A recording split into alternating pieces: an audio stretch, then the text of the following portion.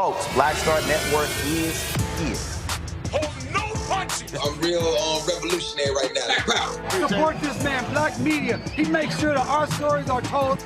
Thank you for being the voice of Black America, Roland. Stay black. I love y'all. All momentum we have now, we have to keep this going. The video looks phenomenal. See, this difference between Black Star Network and Black-owned media and something like CNN. You can't be Black-owned media and be scared. It's time to be smart. Bring your eyeballs home. You dig?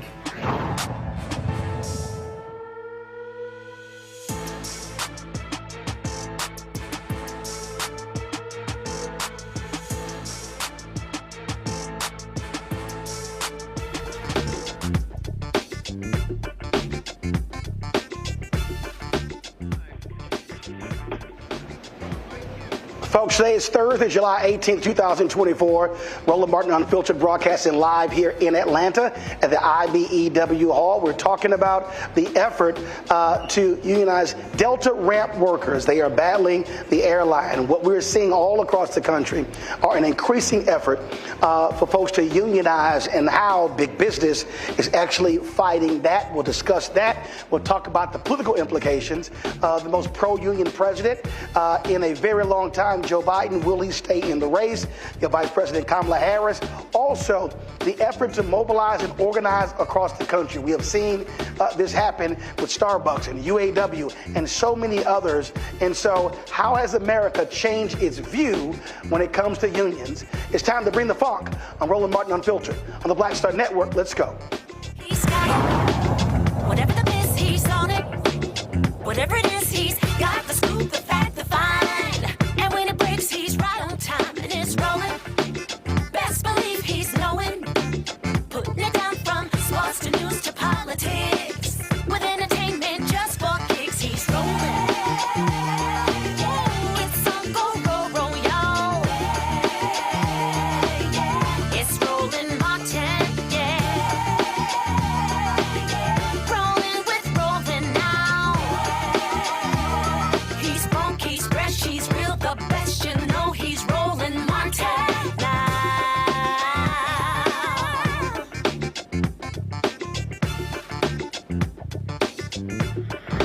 Martin. 4, 3, 2, bump stock up, draw.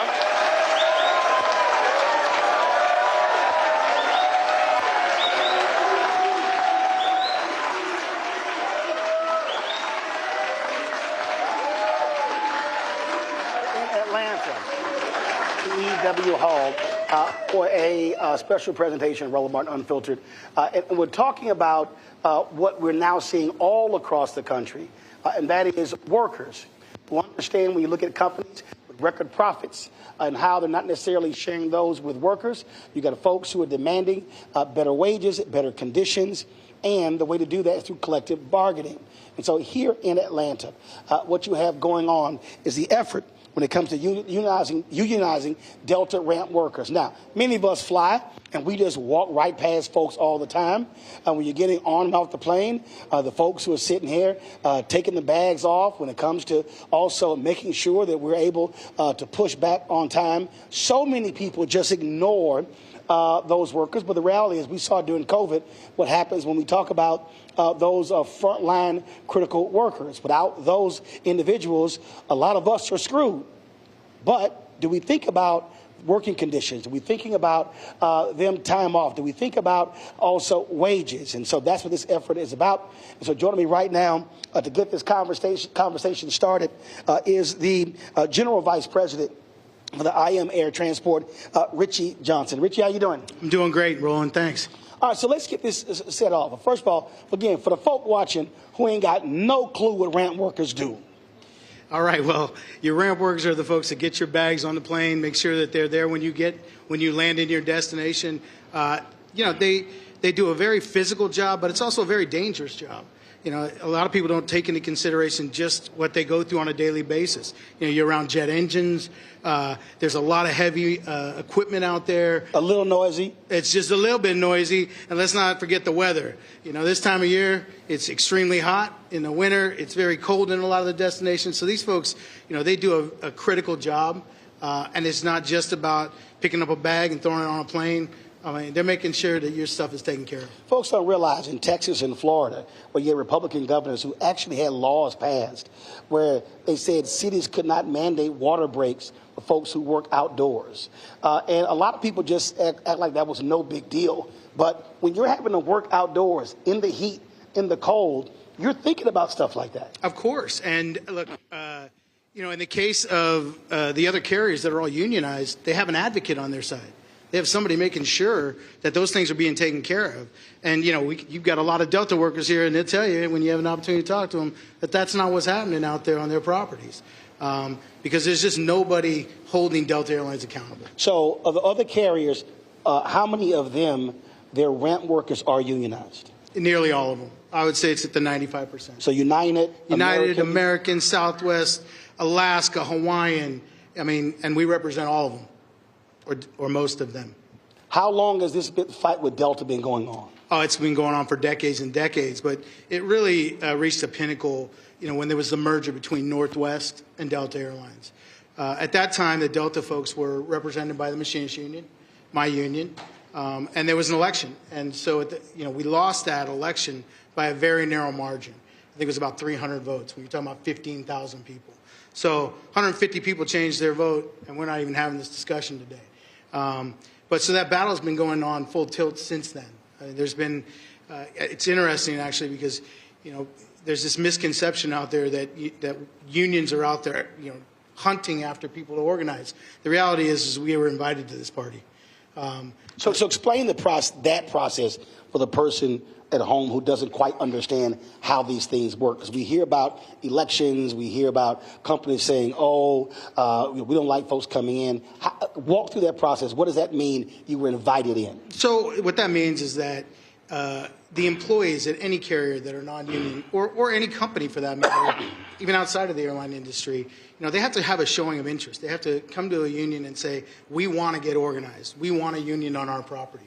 That's employee-driven. 100% employee-driven, because, quite frankly, we'll never win an election if it's just because we want it. The employees have to want that. They have to advocate for themselves. They have to fight for themselves. Ultimately, at the end of the day, when they do become organized or unionized, they're the union. They're the ones negotiating their contracts. Of course, we're helping, we're advocating, we're giving them tools, we're teaching, we're giving them all the things they need to be successful, including our assistance. But at the end of the day, it's their union. They own it. So what then happens is they invite you in, and then what's the next step? So the next step would be to get an idea of what size unit we're talking about, how many people have shown interest to get involved, how do we build inside committees, and come up with a plan of action, both an internal and external plan for how we can have a successful drive. But before we do any of that, we talk to the employees, we have informational meetings, we get feedback from those employee groups to see just how serious they are and if it's something that they think that they can fulfill. And so these are ramp workers across the country. And so when we're talking about this election, how is that scheduled? How does that process work? Yeah, I mean, it's a tough process because we fall under the Railway Labor Act, and that's no easy task. There has to be a showing of interest. 50% plus one of the membership has to sign a card saying that they want an election. And when you're talking about a Delta Airlines, you're talking about a very significant number. So basically, you've got to have like a pre-election before the election. That's correct. So 50 plus 1% has to say, we want an election. We want an election. Now, we present those cards to the National Mediation Board, who governs the Railway Labor Act. They go through that. If there's enough cards, they'll call for an election. And then, once the election happens, I will say that the Railway Labor Act has changed a little bit over the years. In fact, under Barack Obama, it changed pretty significantly. It used to be you didn't necessarily have to have 50% plus one card signed. You could have less than that. You could have a significant showing of interest, and the board could decide to have an election. But in the election, you had to have 50% plus one in order to get certified. That means anybody that didn't vote was an automatic no vote. Now, under Barack Obama, that changed. He changed that. Wow, so anybody who didn't vote was automatic no vote? It was an automatic no vote. You had to have 50% plus one of the total group vote in favor of the union. Now, there's no democratic process in this whole country that is that difficult. That you wouldn't have, there'd be no elections. No one would ever get elected if 50% plus one had to vote for a single candidate. That sounds like a good idea in some places. Yeah, no, I wouldn't argue that with you. Go ahead. You know, I could think of a couple. But under Obama, that changed. And so the way it changed was you had to have a 50% plus one showing of interest of signing of cards. But when the election happened, it was a majority. And that was significant. It makes it getting to an election more difficult. But once you get to an election, those that participate decide who's going to be. So where are you in this process? Where are you right now? You know, I'm really glad you asked that because I think this is. Of course, I was going to ask that. Yeah, well, I was hoping, and if you weren't at commercial break, I might have mentioned, hey, you know, I could really use this question. This ain't my first rodeo, Richie. Well, now I know. Look, it's really important that this question is important because it's important for the Delta employees to hear this answer. Under the Railway Labor Act, the cards you sign are only good for 1 year. Okay, they're good for 1 year, then they expire, and you have to sign another card. That is very difficult when you're talking about 19,000 people in 46 different locations. Wow. Yeah, it's significant. And so this group of people that's sitting in this audience today, you know, I have to give an enormous amount of credit to both the Delta employees and the folks that are out there organizing, because we started this in November of 2022. And since that time, we have actually collected from the number of people we would need to have an election. More than 8,500 people have signed a card, which is a big deal. That's a big deal because, you know, they need to take ownership of that, and they need to know. Part of the problem with this 1 year bar, if we had 2 years, we'd be having an election today. The people's choice would have been made to go to an election. But because it's a 1 year, people get discouraged. They get tired. They sign a card and the card expires and it's been 15 years. Are we really ever going to have an election? What's the point? The point is sign another card because you're there. You did it. You got there. You made it. You got the cards you need. We get those people to re-sign their cards. We're having an election next month. So start November 2022. So expired November 2023. That's correct. So it all starts over again. So for those cards, we got to sign new cards. That's correct. They have to get a new card on file. Right now, you're in the middle of the window from November 2023 to this November. No, that's not correct. Because a lot of those cards we've gotten re-signed along the way. Got it. So part of our campaign is when a card expires to try to get out there and get people to sign another card. So no, we don't. The cards that were started in November of 2023. You know, a lot of those have been re-signed. Got it. But not enough for us to have an election. Right. So between now and November, well, that's what I'm saying. So you have a year. I mean, the cards get signed every month, right? Okay. So there'll be cards that fall off along the way, right? And we have to get those re-signed as we go. Some people didn't sign cards in November. So what number are you trying to hit right now? We want to hit at least 9,000. But I think that the reality is that we're going to come closer to 10 or 11,000. Easily, without a problem. So you have until November to do that? No. I mean, our objective is to file by the end of this fall, which would be October of this year. That doesn't mean that the campaign ends. It just means that we believe that window is very attainable. Got it. So that's that process. And so to do that, first of all, I mean, are you going city to city? I mean, how does that actually work? What is the process to get somebody to have to sign a card? Who is doing that? The workers in those particular cities? Yeah, are your union doing it? Well, part of the process is coming on the Roland Martin show, you know, and getting the word out. But for us, there's a whole lot of different pieces to this puzzle, right? I mean, we have a door-to-door campaign, just like you would have any other political campaign. Like you would do a get out the vote. We're knocking on doors across the country. We have internal campaigns. We have curbside campaigns. We have internal committees that are Delta workers that are collecting cards on the property. We have our other teams that are outside the properties trying to get people at bus stops or anywhere we can, at the gas station where they fill their cars, anywhere where we can touch somebody. If we have an opportunity to talk to them, it's a no-brainer. I mean, it's a 70, 80% conversion rate every single time. The problem is, you're trying to reach 19,000 people in 46 different locations. It's hard to talk to everybody. So we made this massive commitment this year that we were going to door knock 100,000 doors. Now, we're talking about 19,000 people, but not everybody answers the door, especially when a stranger comes a knocking, right?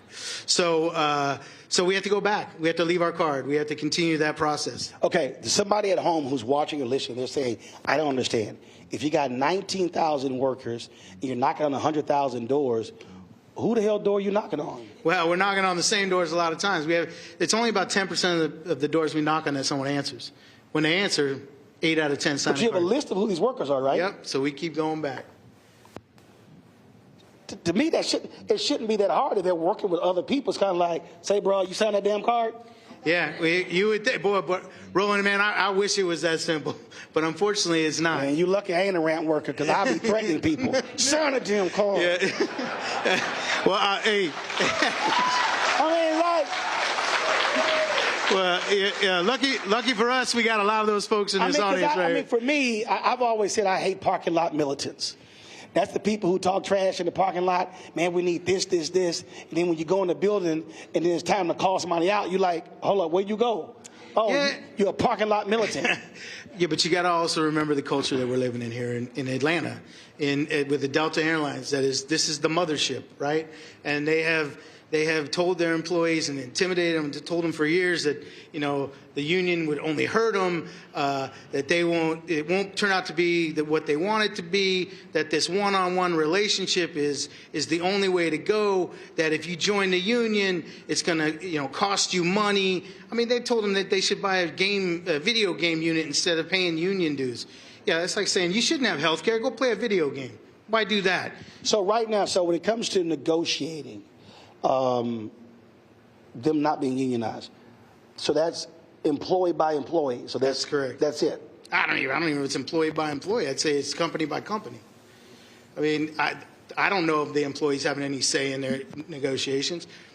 You guys not have any say in your negotiations? No, they don't have any say in their negotiations. They don't have any say in what profit sharing may be or what their wages may be. And they damn sure aren't having anything to say about their benefit packages, because it doesn't exist. Or what will happen if they get hurt on the job, or if they get sick. It's incomparable. Delta Airlines does a fantastic job. And look, I want to work with Delta Airlines. I work with every airline out there, and we have very successful relationships. And Delta is a very successful company. And I look forward to when we get to sit down at the table and negotiate for real with them. But they play a shell game. They give them a competitive wage, which, by the way, the unions drive. We set what the standard is going to be for wages in the industry. And then they go, okay, well, we'll try to get close to that. And then that's it. It's like a painted pretty shell. It's empty on the inside. Well, one of the things that we also see, and we've seen this over the last 30, 40 years, you've seen this battle over, quote, union states and right-to-work states. And when you go back to Reagan being president, the air traffic controllers, where literally there was a marketing campaign to make the word union a cuss word.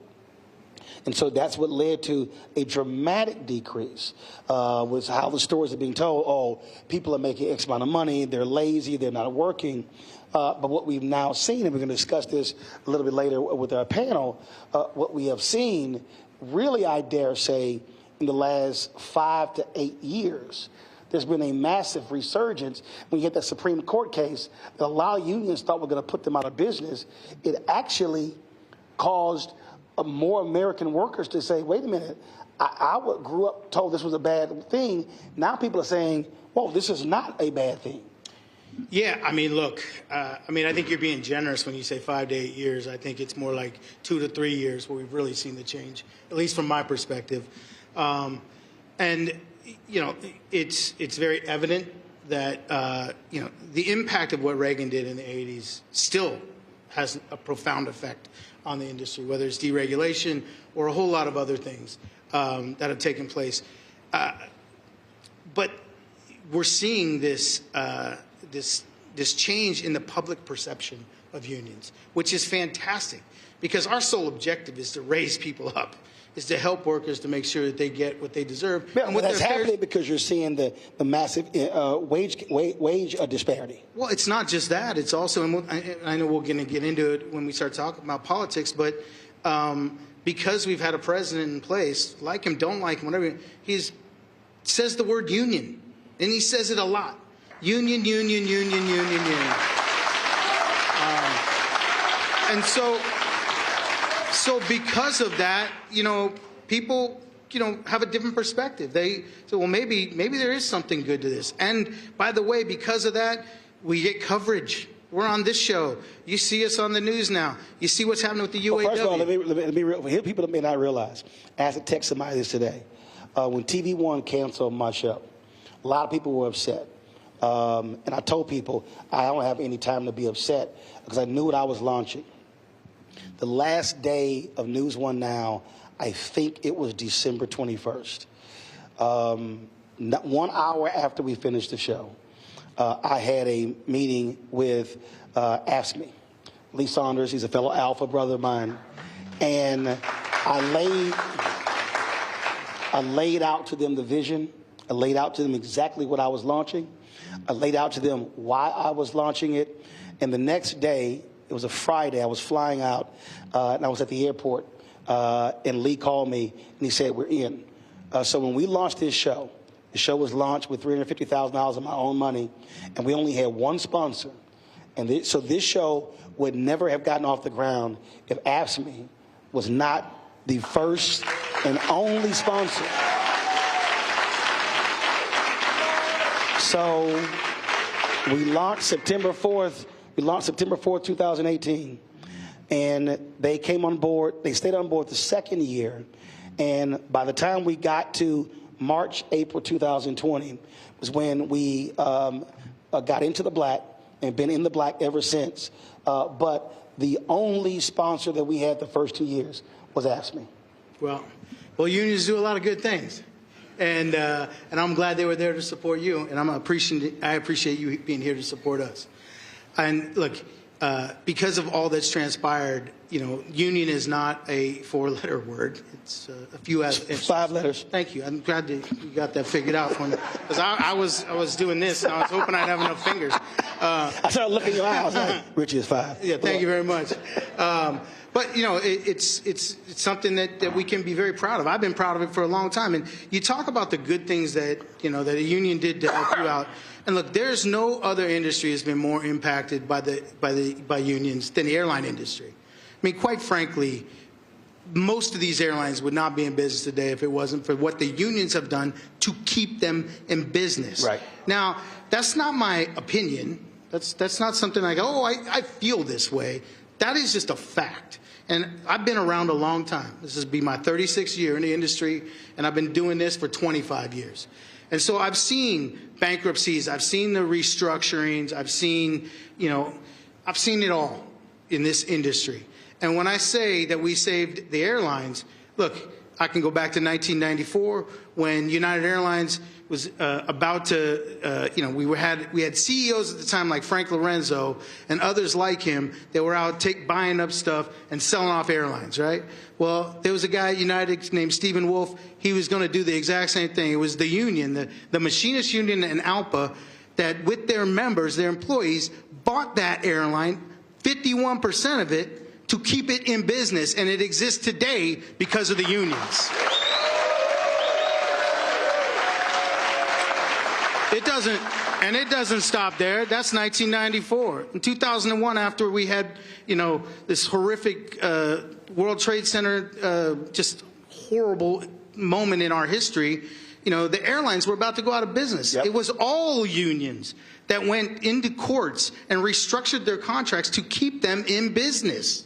That wasn't, a little thing. That was a big thing that kept all airlines, American, United, the megas out there. We kept them in business. And just as recently as the COVID pandemic, it was the unions that went to Congress and the unions that went to the government and said, we need airline bailout or they're going to go out of business. And they would have been out of business very quickly. The unions saved the airline industry. Those are just facts. Those are just facts. I mean, like it, don't like it, we have a place in this world, and it's to lift up the workers. And part of that thing to bail the airlines out and to get them money so they would stay in business, one of those conditions was to make sure that nobody got furloughed. They couldn't get any of that bailout money if anybody went to the street. They couldn't play games with it. If they wanted the money, it wasn't coming for free. They had to maintain their employees. One of the only airlines to play games with it was Delta Airlines, who cut the hours of their employees because they didn't have representation to stop it. Facts. All right. I thought you were about to drop that microphone for a second, Richie. All right. Oh, you didn't know? Going to go to a break. We're going to chat a little bit later with Richie, but coming up next, we're going to chat with some of these ramp workers who will talk about exactly the kind of work that they do and why they are trying to move forward with this effort to unionize. You're watching the special edition of Roland Martin Unfiltered here at the IBEW Hall here in Atlanta on the Black Star Network. Back in a moment.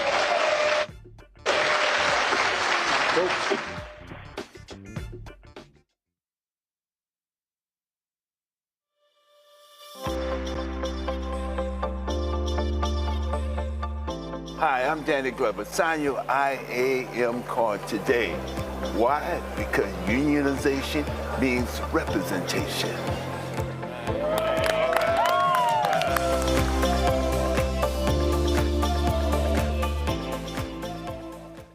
Hatred on the streets, a horrific scene, a white nationalist rally that descended into deadly violence.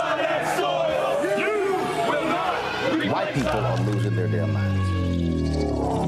An angry pro-Trump mob storms the U.S. Capitol.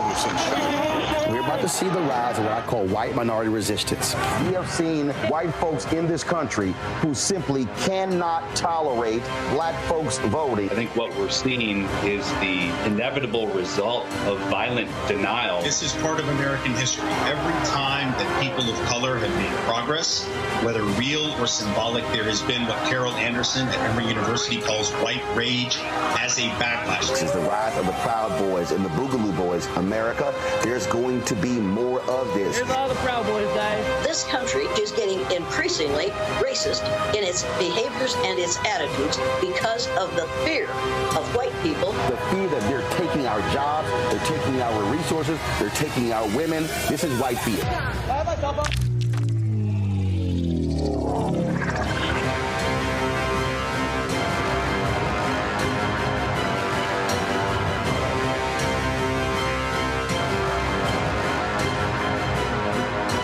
When you talk about blackness and what happens in black culture, we're about covering these things that matter to us, speaking to our issues and concerns. This is a genuine people-powered movement. There's a lot of stuff that we're not getting. You get it, and you spread the word. We wish to plead our own cause.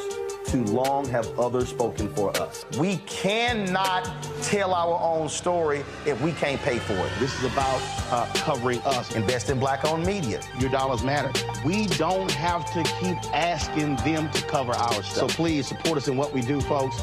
We want to hit 2,000 people, $50 this month, raise $100,000. We're behind 100,000, so we want to hit that. Y'all money makes this possible. Checks and money orders go to P.O. Box 57196, Washington, D.C. 20037-0196. The Cash App is $RM Unfiltered. PayPal is R Martin Unfiltered. Venmo is RM Unfiltered. Zelle is Roland at RolandSMartin.com. Me, Sherry Shepard, and you know what you're watching, Roland Martin Unfiltered.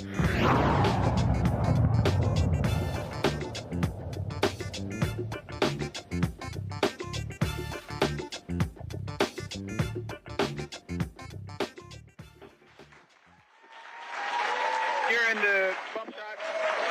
All right, folks, welcome back to Atlanta. We are here, of course, so we're about to chat with some of these Delta ramp workers. On my far left, Dan McCurdy. He's been a 26-year worker. So glad to have Dan. Earl Hunt, 27 years. Gamali up here, he's a young in 5 years. We got Amanda Goodman-Berry, 26 years. Flex McGee, 24 years. All right,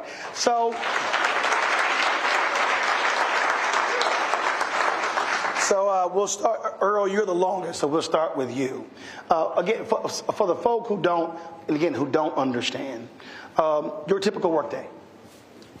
My typical work day, I work on mid shift, so basically I'm a ramp agent. So my primary responsibility is to make sure aircraft comes into the gate safely. We load and unload in a safely manner. We have guys working on the inside in operations that's doing weight and balance to make sure the plane is balanced at a particular weight so the plane can take off at a safe rating. Manual labor work, offloading bags, offloading and unloading cargo, mail and freight.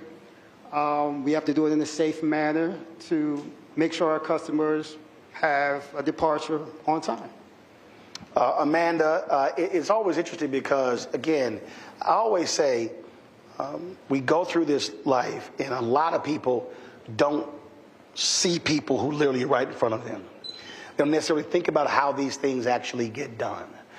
So for you, walk through what you do in terms of and what their job is. Thank you for the question, Roland. What I do on a daily basis, I work in what we call the bag room. So when the bags come down from the top, they come to us. And it's our job to ensure that when your bag comes to us, no matter first class, domestic, no matter what it is, our job is to get that bag out 40 minutes prior to that departure so that, one, the aircraft can go out on time, and to make sure that we get it to the ramp, which is these guys who load the bags. So my job... Like my golf club. That's your golf clubs, yes. And that is in our oversight. Some of y'all heard about that, huh? Some of y'all heard. I'll make sure when I see yours. Every airline I fly, they be like, your bag's good. Your golf bag good.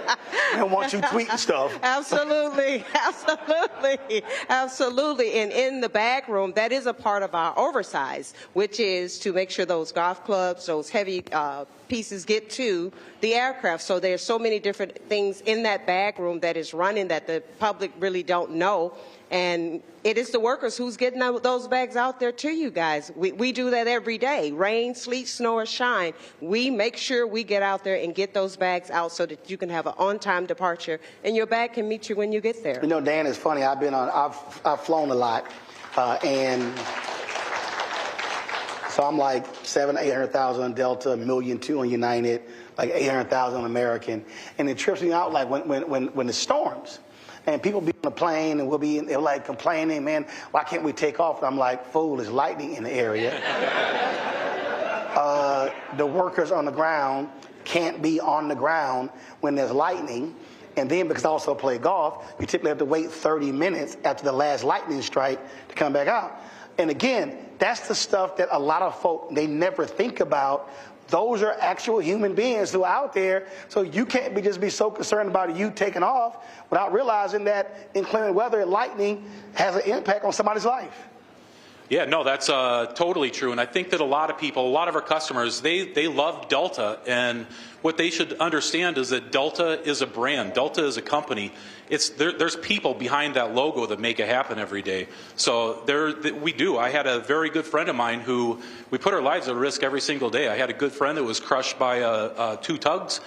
That was like 5 years ago. And he hasn't been right since. Like he's messed up for the rest of his life. Wow. So, yeah.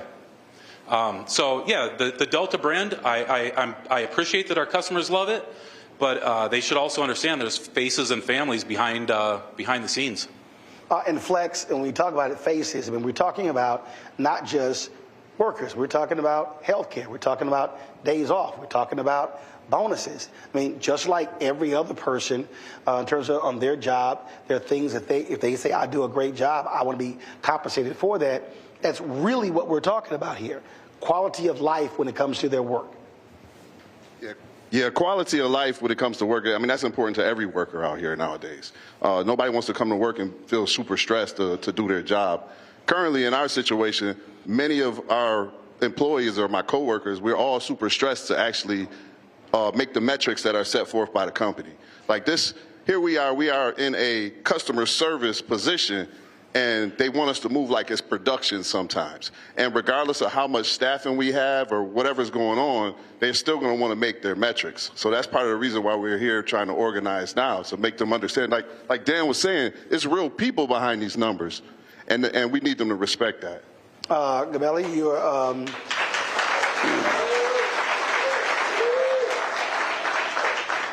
you're the youngin' on this panel. So for you, what has your 5 years been like? My 5 years has been interesting. Okay, anytime somebody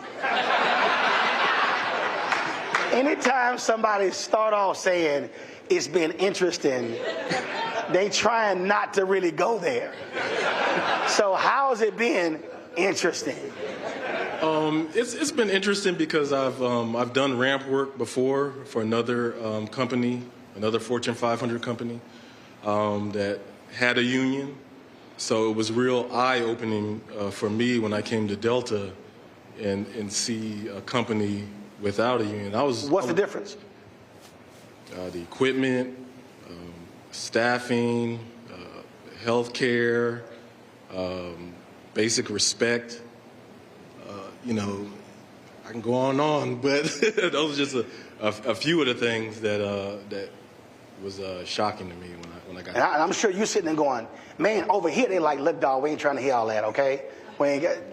See, you probably had them conversations. And that's the challenge with a lot of my coworkers because for a lot of them, it's the best job they ever had. So when you say it can be better, a lot of them don't believe you. And the other shocking thing is when some of my coworkers who are anti-union, I've been in a union before, so I know the benefits of having the union protection. And I'm telling you it's better, and they will argue you up and down that it's not better, but they've never been in the union before. So that's always shocks me. So for the 5 of you, how have y'all dealt with that? What have those conversations been like? You trying to persuade your coworkers to go along with this? Anybody can jump in. Well, I know in Philadelphia, it's not really that difficult because Philadelphia is basically a blue-collar city. So, an example. So you're in Philly? Yes, I'm in Philadelphia. You? I work here in Atlanta? Minneapolis? Atlanta. Minneapolis, okay. Go ahead, Earl. For a prime example, when I was Northwest many years ago, half of my career is 14 years has been with Northwest. The other 13, 14 has been with Delta. It's always, when I was with Northwest, where we used to have teachers, policemen, firemen. They used to take this as a part-time job, and they used to work there for many years, 10, 15 years on a part-time basis. When the merger came, and we had lost the union, like Richard was saying, probably about 300 to 500 So you had a votes. union at Northwest? Correct. Go ahead. We had a union at Northwest. We was fully unionized. 6 to 7 work groups was fully unionized. So what happened was when the merger came about, by federal law, there had to be a union election for the survival if the union was going to survive the property or not. So we had lost roughly 300 to 500 votes. Then we had to transition over to Delta into the non-union world. So what happened was, when that came about, all of our work rules, all of our benefits that we had with Northwest was basically gone. For an example, in the Northwest world, we used to have what was called OJI, or on-the-job injury. And what it is, every time you swipe in, you will get an accrual of a certain hour, and it builds up into a bank. And that OJI, that on-the-job injury, was used for if you got hurt, you would get compensated. We used to have sick time at Northwest. Same scenario. You come into work, you swipe in, and it's accrual. It's a bank of hours. When we came over to Delta, it was basically gone. Delta, and the type of work that we do, all 5 of us on this panel, it's a manual labor. It's a labor job. It's physical. Correct. It's a labor job. So when people are stuffing them bags, somebody has to lift, carry, toss, all that. Correct. And when we transition over, Delta workers have no sick time. Delta workers have no OJI time. No sick time? Correct. No sick time. No OJI time. So what happened was when we came over, when the union was voted out and we transitioned to Delta, whatever hours that we had, I'm not sure what the math, Dan, I think you can really get to me on that, is that it was a calculation where it got converted into certified time. But that's something that you will really never use. So our sick time and our OGI time was basically gone. So what Delta uses is called PPT, paid personal time. They use it for anything. If you call out sick, it goes off PPT. If you want to leave early, it goes off PPT. But we don't have a true sick or OGI time. And that's the same thing if you go on short-term disability. We only get 60% of that. 40% is being withheld. So I was hurt. 40% of your salary? Correct. Got it. It's just only 40% of your salary. So, I'm sorry, 60% of your salary. You're only getting 60% of your salary. 40% is being withheld. Yes, it's being withheld. So for a job that we do every day, and then you're only getting 60% of that, that's unacceptable. And that's been going on for years. So have you had these conversations with workers, and what is that? Have you dealt with the resistance from some? Actually been on injury myself, and I'm dealing with that now because I'm on 60% of my income because of an injury to my hand. It is detrimental to the workers to understand that 60% can run you into almost bankruptcy. It can run you into because your bills still 100. Your bills are still there.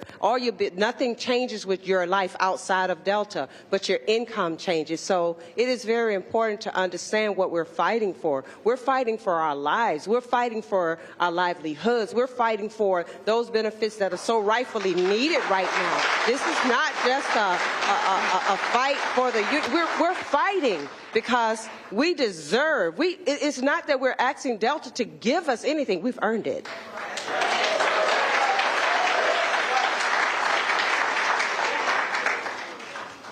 Yeah, I mean, I don't know how to follow that up. You're exactly right. We have earned it. These employees, back when we had the union as well, when you have OJI time too, and you're offered an extended period of time, you still have a payroll relationship with the company. So you're still getting your accruals as you're doing it. So also whenever you're out on a disability, a short term or whatever, you're not still getting those accruals. So it's better. And one of the things that happened is for the good employees, like at Northwest, if you were a really good employee and you build up your sick time, you didn't burn it, whatever else, your OJI, you were working through your injuries and you saved it, Delta completely wiped out our OJI bank. They zeroed it out. Some employees had like up to a year on the books, and they completely zeroed that number out. That's real money that these employees deserve to have in their pocket, or at least something to fall back on if they did get injured. When you talked about the conversation, and you're absolutely right, and we've seen this in other efforts with Amazon, with UAW, and others. You've had pastors and other people say, oh, no, don't do this. Because for a lot of people, it's fear. There's the belief that, oh, if we do this, I'm going to lose my job. If we do this, we're going to see massive losses. And so there are folks who say, I would rather not go down this path than the chance that. And so how do you talk someone beyond that? Well, first of all, I tell them it's ridiculous because Delta is already a union company. Our pilots are unionized, our flight dispatchers are unionized, and our coworkers in Canada doing the exact same job as us are unionized. But upper management from Delta likes to make it seem like if we form a union, the company's going to go out of business. So I think the flight attendants are also trying to get unionized too, right? Yeah, they're. So the point you're making. So the point you're making is not like there's no union whatsoever in the whole company. Exactly. And other thing I find funny is when you look at in our industry, we are the best. That's without a doubt. If you look at all the metrics, on-time arrival for baggage, fewest cancellations, and it's us doing it. But when you look at the benefits and the pay, we're like third in a lot of them areas, or second, or close to the top. So your deal is, if we're number one, we should be number one in pay and benefits. Exactly.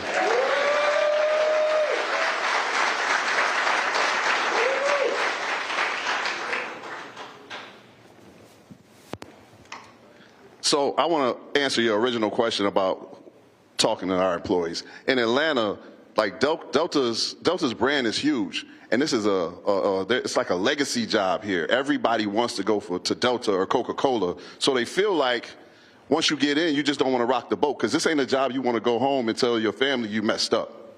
So the biggest thing that we have to do as organizers is listen to our employees and their complaints and explain to them how unions can benefit them.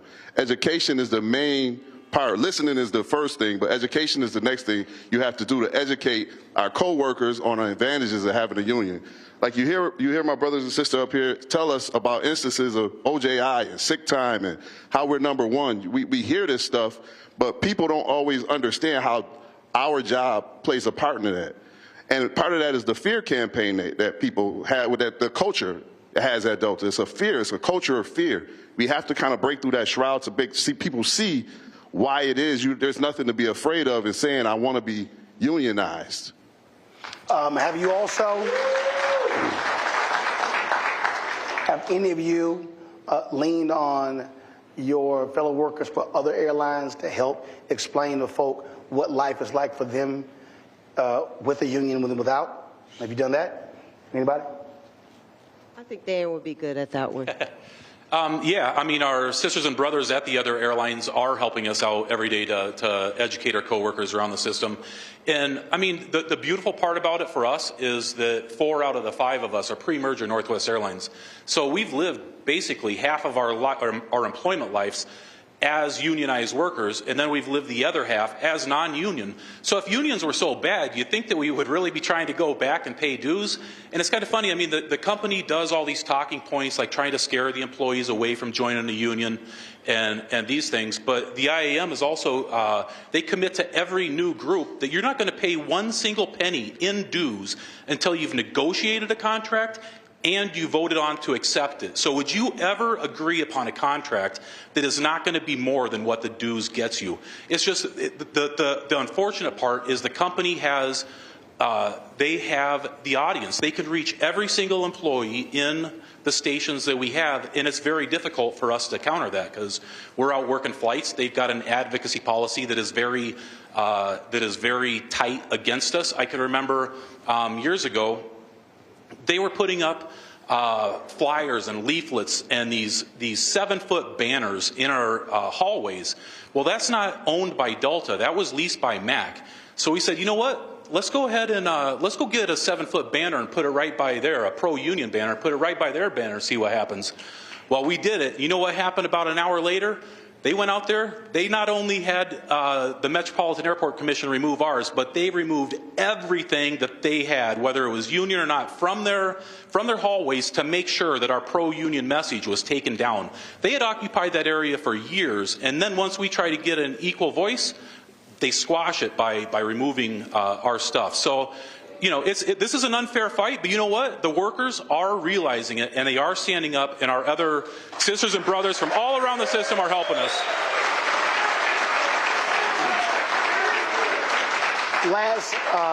Last question for you.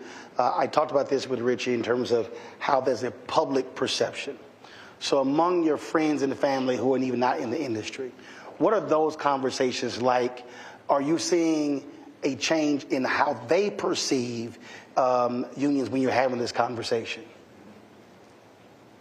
I know, like, for me, like my family knows, and my friends, they know how passionate I am about this. So when I come and I start telling them stories and everything, they fully understand and support the fight that I'm in. As far as it doesn't change, like, if they're going to fly with them, but it does say they will go out and they will support my movement by sharing posts or talking to other people about it. Or if they, like, my mom will see somebody when she visits here, she'll see somebody, they go Delta worker, like, she be kind of like, go get him. You know what I'm saying? You know him? So I do get, for me personally, I do get that type of support from my family and friends when it comes to the fight that we're in. And I'll just add to that 100%. My family truly support it because we come from a labor family. We come from farms. We come from Mississippi. And so that played a critical role in our lives every day. So when my family and I were talking, they're like, go get it. go get what you guys earn. Go for it. And that is important because we need that from not just our families, but our family that's sitting out here in front of us today. These people, we're an amazing group of people, and we just deserve to be rewarded for our amazingness. We are amazing. And give yourself a clap in hand, because we are. Earl? My thing is, it must be in my blood, because I had 4 uncles that were in the airline industry, U.S. Airways, U.S. Air, and same thing. My wife, when I come home, she asked me questions, what's going on? I said, it's a calling that I have to do, because when I was Northwest, we had a voice. The workers had a voice in the workplace. I experienced that with Northwest. In the Delta world, you don't have a voice. You know, the company says the employees fuel the success. Well, if the employees fuel the success, let the company be neutral. Let us have our part and have this campaign go the way we either will vote the union in or vote it out. Give us a neutrality. That's what we ask for. Go ahead. And I like what Earl said, because the last couple years we went to the shareholders meeting, and a major shareholder at Delta introduced a neutrality agreement, neutrality clause, and Delta voted it down. So to me, if you really respect your workers and you're progressive like you say you are, and you make these donations to the King Center, all that's great. But, and DEI is a buzzword now, but to me, the best practice of DEI is with your current workers. All right. Dan, go ahead. Final comment, Dan. Yeah, I just wanted to say, it's about employees having a voice. Like, voting is a fundamental right in the United States to solve an issue, and that's the only thing that we're asking for, is quit interfering in our right to decide whether unionization is right for us. Let us vote. Let us decide. And it's curious that they don't want us to have a voice, because they do things in the workplace, like bump caps. Seriously, these are plastic helmets, basically, that we wear on the skull of our head. And we all know how hot it's been getting out here. I sincerely, I'm not just saying this, I'm not throwing it out there, but I sincerely believe that somebody's going to die of heat stroke from this thing. And I think that the company has us wear these things because I believe them that it probably does reduce bumps and cuts to the head. I understand that, but I can tell you that I would rather have 5 bumps to the head, 10 bumps to the head, 50 bumps to the head, rather than die of heat stroke one time.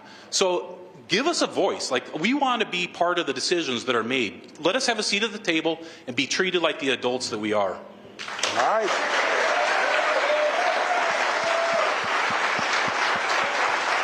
Appreciate all of you sharing your stories. We're going to go to a break. We come back. We're going to talk about organizing. A lot of people love talking about how we need to do certain things. The reality is, if you do not organize, if you do not mobilize, that doesn't happen. So our next panel will have that conversation. You're watching Roland Martin Unfiltered on the Black Star Network. Don't forget, support the work that we do. We're the only daily news show that targets African Americans in this country. I say this all the time. The work that we do, you're not going to see it with Black Enterprise or with Essence or with Blavity or with Agrio or any of these folks. We're the only one who does this show 2 hours a day, plus the other 5 shows. We have on Black Star Network, speaking to the kind of issues that matter. Your support is critical. So many of these companies, you see their ads running on Fox News and CNN, MSNBC, but they don't support Black-owned media. So your support is critical. So join our Bring the Funk fan club. Check in money orders, P.O. Box 57196, Washington, D.C. 20037-0196. Cash App is $RM Unfiltered. PayPal is R Martin Unfiltered. Venmo is RM Unfiltered. Zelle, Roland at RolandSMartin.com. Roland at RolandMartinUnfiltered.com. Download the Black Star Network app. Apple phone, Android phone, Apple TV, Android TV, Roku, Amazon Fire TV, Xbox One, Samsung Smart TV. And don't forget to get a copy of my book, White Fear, How the Browning of America is Making White Folks Lose Their Minds. Available bookstores nationwide. We'll be right back.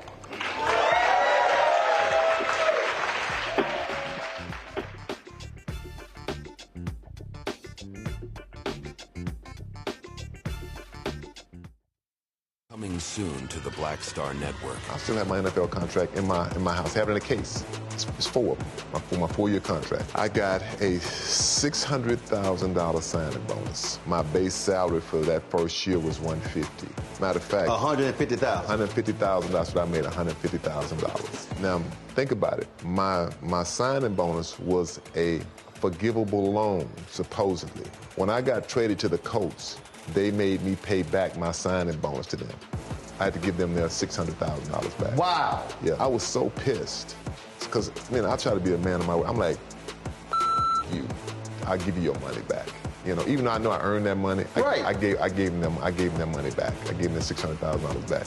But yet, I was this malcontent. I was a bad guy. I'm about the money. It wasn't about the money. It was about doing right. Because I looked at, because you look at contract. Look at John Elway. John Elway was making $1 million, $800,000. I was making $150,000. I was doing everything. And I'm like, but yet I got so many letters, so I just play for free and all that kind of stuff. You don't forget that kind of stuff. Right. That stuff is hurtful.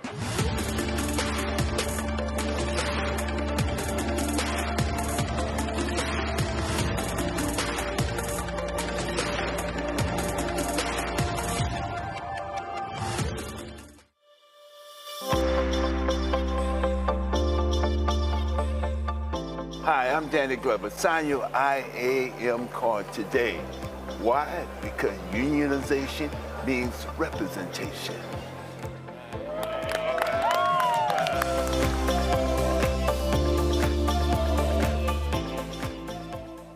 On A Balanced Life with me, Dr. Jackie. How are you being of service to others?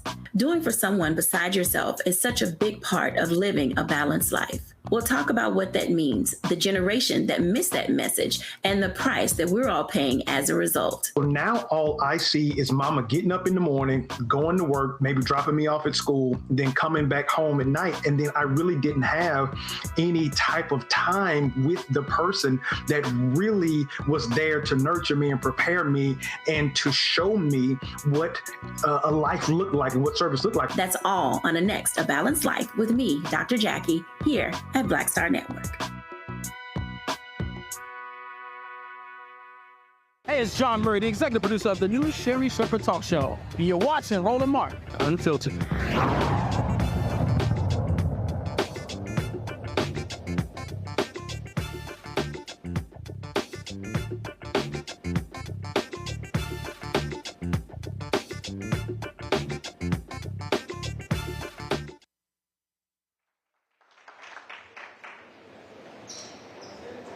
All right, folks, welcome back to Roland Martin Unfiltered. We're here at the IBEW Hall here in Atlanta. We're talking about this effort to unionize Delta ramp workers across the country, but this issue that we're seeing of unionization is not just with these workers. We're seeing what's happening all across the country. We've seen the battles that have been taking place between workers and companies, whether it's Starbucks, whether it's UAW. We can go on and on and on what we are seeing. You're seeing right now where a lot of these billionaires are literally trying to get the Supreme Court to rule against the National Labor Relations Board. And so people need to understand what is going on here. This is also a political battle between folks who are Republican, conservatives, and folks who are Democrats and progressives. And so don't think for a second where you hear lots of stuff this week out of Milwaukee talking about workers and why they matter. That's a lot of BS that's happening at that convention as we speak. My panel right now, folks, Deborah Scott, she is the CEO for Georgia Stand Up. Yvonne Brooks, she's the president, Georgia AFL-CIO. And back of the panel is Richie Johnson, IAM Air Transport General Vice President. So let's talk about really the condition that we are seeing right now. Starbucks is a perfect example. They literally tried to shut down stores because the stores tried to unionize. You have folks who are billionaires who are putting a level of demand on workers across this country. We saw there was a recent vote where you had the governor of South Carolina weighing in on these efforts. You've got politicians saying, oh, this is going to kill us, because a lot of these southern states, they're trying to attract major companies, Boeing and automotive companies as well. And so what people have to understand, you have regular, ordinary people who are going up against major corporate interests and billionaires who do not want to see workers mobilizing and organizing. So first I would say, when our rights are under attack, what will we do? What will we do? Stand up and fight back. That's what we're going to do, is stand up and fight back. We are in the home of IBEW, but we're also the home of the South. Everything that happens in the South starts here in Atlanta. Atlanta influences everything. So we know Delta comes to Atlanta. We know these workers deserve a union, and we're going to keep fighting for it. We are part of the community, and the community stands with you. What I see when I see IAM, I remember Martin Luther King saying, I am a man. I am a human. I am a woman. So what we see is that you are deserving of a union if that's what you want. We support you.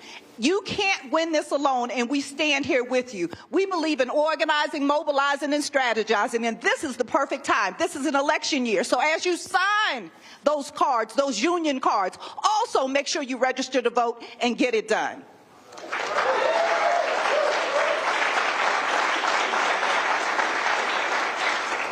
Yvonne, was interesting. Gallup did their study, and it showed 67% of Americans approving labor unions. And it also said a third of Americans, 34%, believe today, compared to 19% 5 years ago, that unions should become stronger. And so when you look at that number, it's been hovering anywhere from 67 to 71%. Unions have not enjoyed that level of support in more than 50 years. What do you think is causing that? Well, I think it's there's an attack on workers. I think during COVID, it kind of heightened everybody's awareness that we are working in dangerous times and that the employers are not respected. So I come out of the union AFSCME, all right, Lee Saunders. And one of the first things that we were taught when we came in the union was about the I Am a Man, the Memphis strike.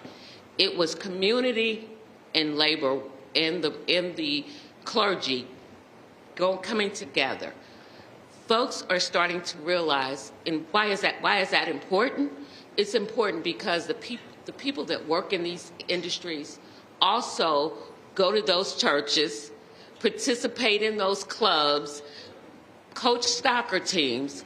And so if they don't have the time or the respect from their employer to get that time to go and help and be in those communities, then it becomes a problem. And people are understanding that they are worth more. And I know we talk about wages and working conditions, but the most important thing to me is safety. And when we hear about these organizing campaigns, because they call my office all the time asking for a union, we don't call them, as they said, Richie said, we don't go hunt them out, they hunt us out. And once they call, their biggest thing is that I'm not being treated fairly on the job, it's not safe here, that, you know, I'm dealing with electricity, but there's water coming in, you know, common sense things. But if you don't have a voice, then you're afraid. So I think people are getting their voice. They're sick and tired of being sick and tired. And they're understanding their power because they have power. These Delta workers have power because they have come together and they have not. I've been in this position, or a position similar to this, for the last 13 or 14 years, and these Delta workers have not stopped. They continue to go on. If a card expires today, they go back out and get it today. If it expires tomorrow, they go get another one. But they're up against a big company, and it takes away their power. And it's the same thing that those sanitation workers were up against in Memphis. And Dr. Martin Luther King stood up for them and said, these are our community, so we have to stand up with them. And it's the same theory, and we continue to work. And as you know, it's not just about unions. This is about workers and community. Richie.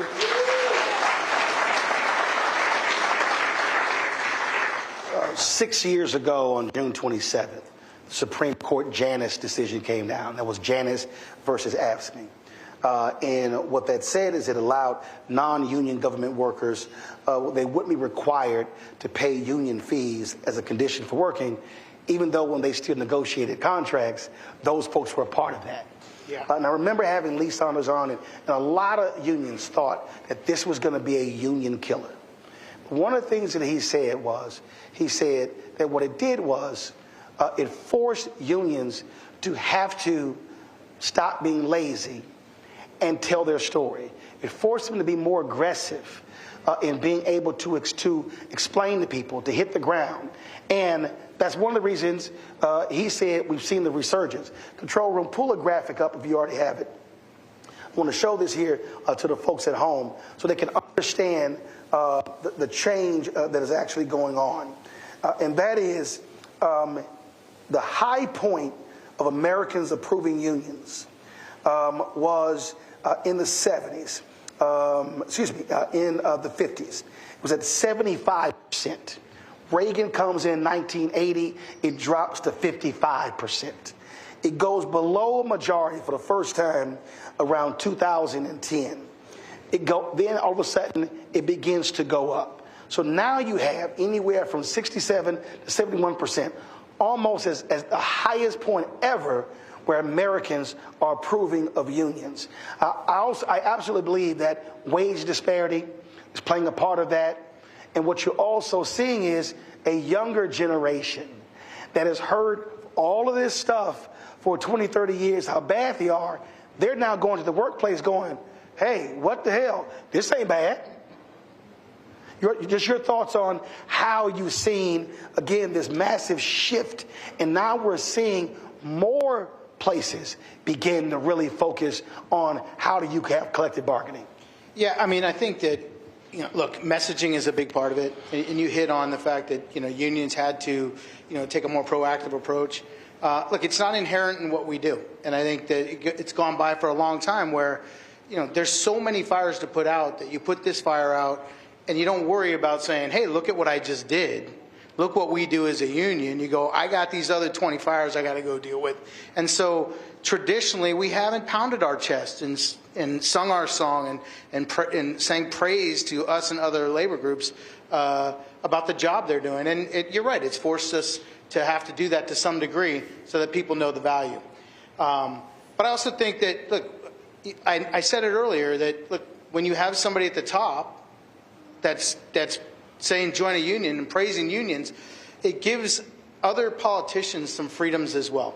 And when you see the popularity or the approval rating of unions at 70%, well, suddenly, look, I'll give you this example.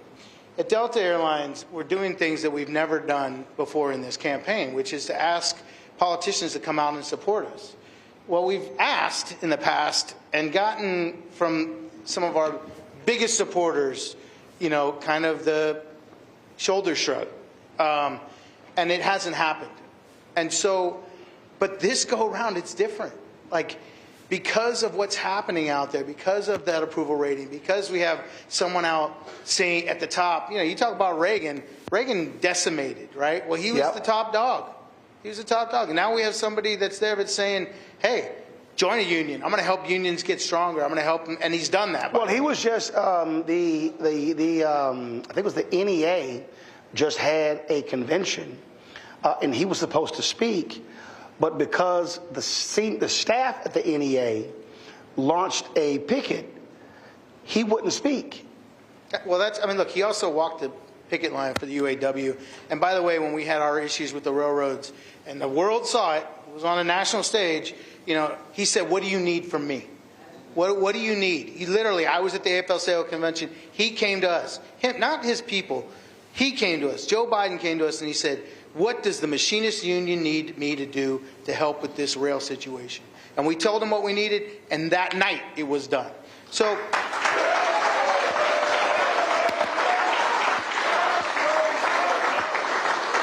when we asked Delta, we asked congressmen and women to support us in this drive, we weren't sure what we were going to get, but you know what we got? 150 congressmen and women that signed a letter of support asking for neutrality. That's a big deal. And I mean, I could say, and I can say proudly too, that it was not just Democrats. There were 5 Republicans of the 150, 145 Democrats. Just saying. But there were 5 Republicans that have fought for us, and when they fight for us, we'll support them too. And then we asked the Senate to do the same. And the senator out of California, LaFonza Butler, senator from California, she spearheaded it. We now have 28 senators that have signed on to this, including the senators here in Georgia, Senator Warnock and Senator Ossoff, that have stepped up and signed on to this stuff. So, look, we have to do a better job of messaging. We have to get out there and tell them what we're doing. I know from my organization, we talk about that all the time, and we've done that, and it's important to tell our story. Just like it's important to tell the story I told earlier about the role that unions have played in the airline industry, it's important for us to tell the story of what unions are doing for everyday workers every single day to make their lives better. So with that, obviously I got to get your thoughts on what's going on right now. Unions have stood strong with President Joe Biden. They reaffirmed their support for him. But based upon what's happening right now, he likely is going to pull out by this weekend. Massive pressure against him. Former Speaker Nancy Pelosi. Washington Post has a story saying that essentially Obama thinks he can't win. Reverend Al Sharpton gave an interview with the New York Times today, said they talked on Monday, and he said the president should be thinking about his legacy. And so what do you make of literally the most pro-union president in decades? Somebody who has done amazing things. If you talk about the Teamsters pension, if you talk about with the railroad workers, all of those different things, you have a battle, a war going on right now, and it's not just a war for a lot of Democrats, donors trying to get him out. I've been saying this here, they also want to get Kamala Harris out. So I'll start with you. What do you make of what's literally in front of us, where they could make it a lot easier and hand this nation over to Donald Trump and MAGA? Well, let me first start by saying I'm nonpartisan. Georgia Stand Up is nonpartisan, But which means you can endorse, but you can analyze. Yes, I'm going there. Yes.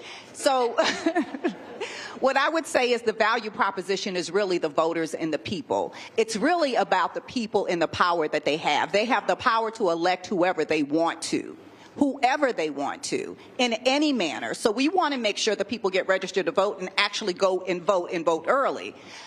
We're under attack, right? We know we're under attack. And, the value proposition, we're here in the South, we're here in Georgia, and we can't talk about Georgia without talking about race and class and slavery.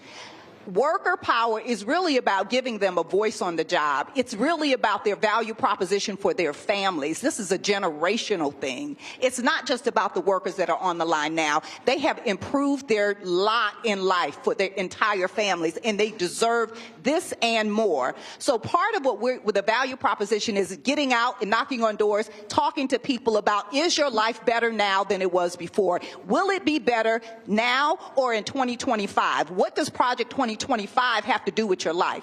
It's about that real conversation at the door, that real conversation on the picket line. And we've been out there with the stewardess, the flight attendants, and we've been out there with all of these workers, because you can't do it alone. The workers can't do it alone, but also community needs union jobs to exist so that we can on-ramp to a better life. So really, we have to do it together. We're all in this together. So it's a value proposition of all of us getting out, telling our families that our lives are under attack, and we're going to make sure we vote, and we're going to vote our values. That's what it's about. We got to vote our values. So will you vote your values? Yeah. Because your union's on the table. Your medical decisions are on the table. Your health care is on the table. Women, we're on the table. We're on the ballot. So as you go down your grocery list, right, your values tell you where you're spending your money. What we would tell people is vote your values. If you believe in worker power, if you believe in community power, then you need to vote. And you need to vote your values and make sure 10 people in your family do it too. You're going to make me go after Deborah. Yes. Really? Okay. No, but first I want to say that in the labor movement, I had some new people come in and I said, I can teach you how to do this work, but I can't teach you how to be loyal. So there are people in this room that are loyal to us who are legislators. Unless they don't vote in our interest, we stick with them. So at this point, I am partisan. I'm riding with Biden until the wheels come off, or until my leadership decides to make another decision. Because there is a loyalty among us that we should remain. And it's kind of disheartening to me that there's a loyalty on the other side where it shouldn't be, and we're not having a whole lot of loyalty here. The other part of that, let me, and I just want to get this piece out. Georgia is #1 place to do business. It's number 48 for workers. Wow. Okay, so this is why these young men and women are sitting here fighting for their rights. The money, it's not like the money is not being made. It's who it's going to. I come from a union family. I come from the Midwest, and I come from and we had health care. My mother drug all 10 of us to the clinic that was provided by the Teamsters Union. We went to the dentist. We had health care. We ate well, all 10 of us. And we went to good schools, public schools, because my parents' taxes pay for that. But if we are not loyal to the ones that are loyal to us, and I made a call yesterday, and it's about 10 of them, the legislators who vote for us. It's not Republican, it's not Democrat, it is who votes in our best interest, who votes for our livelihood. And right now, we are under attack because our governor, along with some other Southern governors, declared a war on unions. But guess what? What don't kill you make you stronger. We built capacity around the stinking bill that he put up at the Capitol. We built capacity. Our members are more engaged and understand what's at stake now. So thank you. Richie, we saw a lot of unions being ticked off this week with the Teamsters president spoke at the Republican National Convention. How'd I get that one? Yeah, I'm glad you got it. Bring it, Roland. Sure. And there were folks who were saying that wasn't a sign of loyalty, especially when it was Democrats that saved the Teamsters pension. The reality is, if you're a union, look, you want votes from both sides. What message did that send? And you still have to deal with the reality that that's a party that is absolutely opposing nearly every union effort in America. Yeah, I mean, first of all, can I just quickly answer the question before? Go ahead. Because my membership deserves to hear the answer to this. Go ahead. We are the only union in the country that let our membership vote and tell us who we were going to endorse. And my membership endorsed Joe Biden.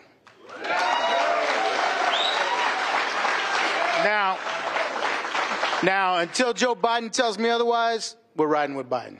All right?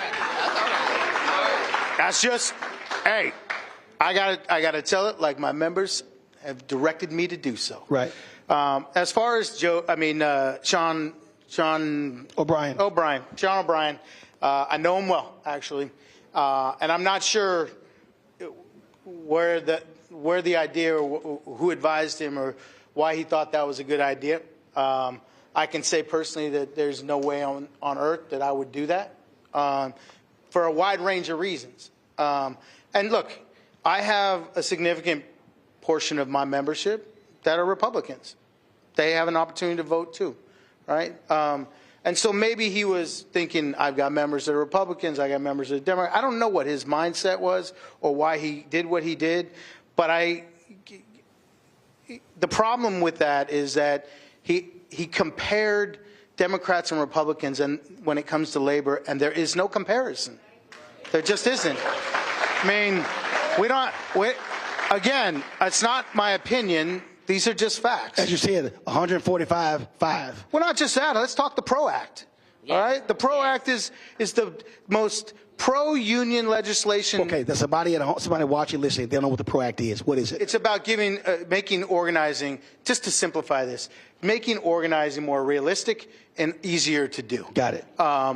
And, you know, it's not like a huge advantage, but it changes the dynamic so that it makes it more of a possibility. It's the most progressive language in that regard for the labor movement in my lifetime, okay? And there are 48 senators that have signed on to the PRO Act, and they're all Democrats, every single one of them. Republicans, by the way, out there listening, if you're listening, by all means, sign on. We'd love to see you. We want you on that sheet, just like those congressmen that signed on to our letter with Delta. You support us, we'll support you. But that doesn't happen. That's just not a reality. I mean, look, whatever your personal views are, if you're talking about from a labor point of view, there's only one party that supports us. But not completely. There are those random folks out there. There are a couple of them that have been supportive. But it's very rare. And, you know, do not take my word for it. Whatever you're doing, I'm looking at the camera. Don't trust what I'm saying. Go look up their voting records. It's very public. You can see what people's voting records are on labor issues. Like I saw when Trump picked J.D. Vance, I saw something in this person was like, oh my God, he's great for workers. Then the AFL-CIO put out a graphic and it was like 0, 0. Yeah, I mean like, so it's kind of hard to say you're great for workers. Then the AFL-CIO goes, you get a 0 and a 0. Well, look, photo ops are nice. Great. Thank you. You showed up at a picket line or you showed up at something. That's great. How did you vote? Right. How did you vote? Because the rest of it's all nonsense. I think there's a video. It may have been a UAW vet. I can't remember. So he shows up. J.D. Vance shows up, and he wants to shake the hand. I don't know who the woman was, the union leader. She's kind of like, okay, fist bump. Yeah, okay, glad to see you. I mean, and then I think somebody asked him, and it was his first time ever. And to your point, that was her attitude. No, I'm not about to show you lots of love because you came for a photo op. Look, talk is cheap, all right? And, you know, don't smile and nod at me and then vote against what's in the best interest of the people I represent, because it's absolute garbage.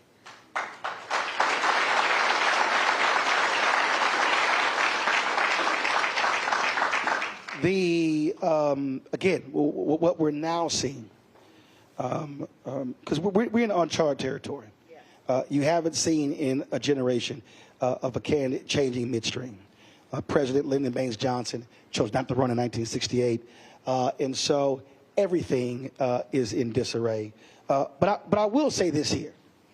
I think, because you talked about loyalty, I think you got to be stupid to attack your own for 21 days and not think it's not going to show up in the polls. To me, it's the dumbest thing in the world. Trump lied 30 times in debate. Not one Republican said, let's talk about his lies. They totally ignored it. And so what I'm seeing is I'm seeing a lot of arrows being pointed internally, which to me is still the dumbest thing in the world. But what have you seen in terms of being on the ground when you're knocking on doors, talking to people? What are you seeing and hearing based upon the crap that we've seen over the last 21 days since this debate took place in this city 3 weeks ago? Well, first of all, voters have been holding it down, and black women in particular have been holding it down. And so so shout out to black women holding it down. And so when we're having these conversations, we're talking to Mrs. Johnson and Mrs. Jackson and asking them about their kitchen table issues. What are the things that are affecting you? What is happening with your family? What is happening with your young folks? And what they're saying is that they feel scared about what's happening in this election. But what they're going to do is to make sure their families come out and vote. So they're going to get mobilized and organized. What we're hearing is that it's about the workers. It's about the economy. It's about how our lives can be better. But we're in control. So I don't think that everyone is as focused on the leadership of these parties as much as the values of these parties. And that's what we're honing in on. Where are your values? And make sure you vote your values. So I'm from a union family, born into a union family, married into a union family. So we're union all day long. But we're first community. We're first black. Right? We're black and we're community and then we're union, right? So we also have to serve the community that is also supporting you. So I invite you to continue to serve and support the community that has allowed you to live the lives that you're living now. So black folks have helped with this economy in the South. Black folks are on this ramp in the South. We need black folks to recognize that they have power, and they have more power if they work together. So we're talking about organizing together around issues. So when we're knocking on doors, we're knocking sometimes with labor and community together, maybe talking about different issues, but the issues all boil down to rights, respect, and dignity. And that's what we're talking about with this campaign. Dignity on the jobs, making sure that you have a decent wage, making sure you have your breaks, making sure that you're not out there in the heat all day long.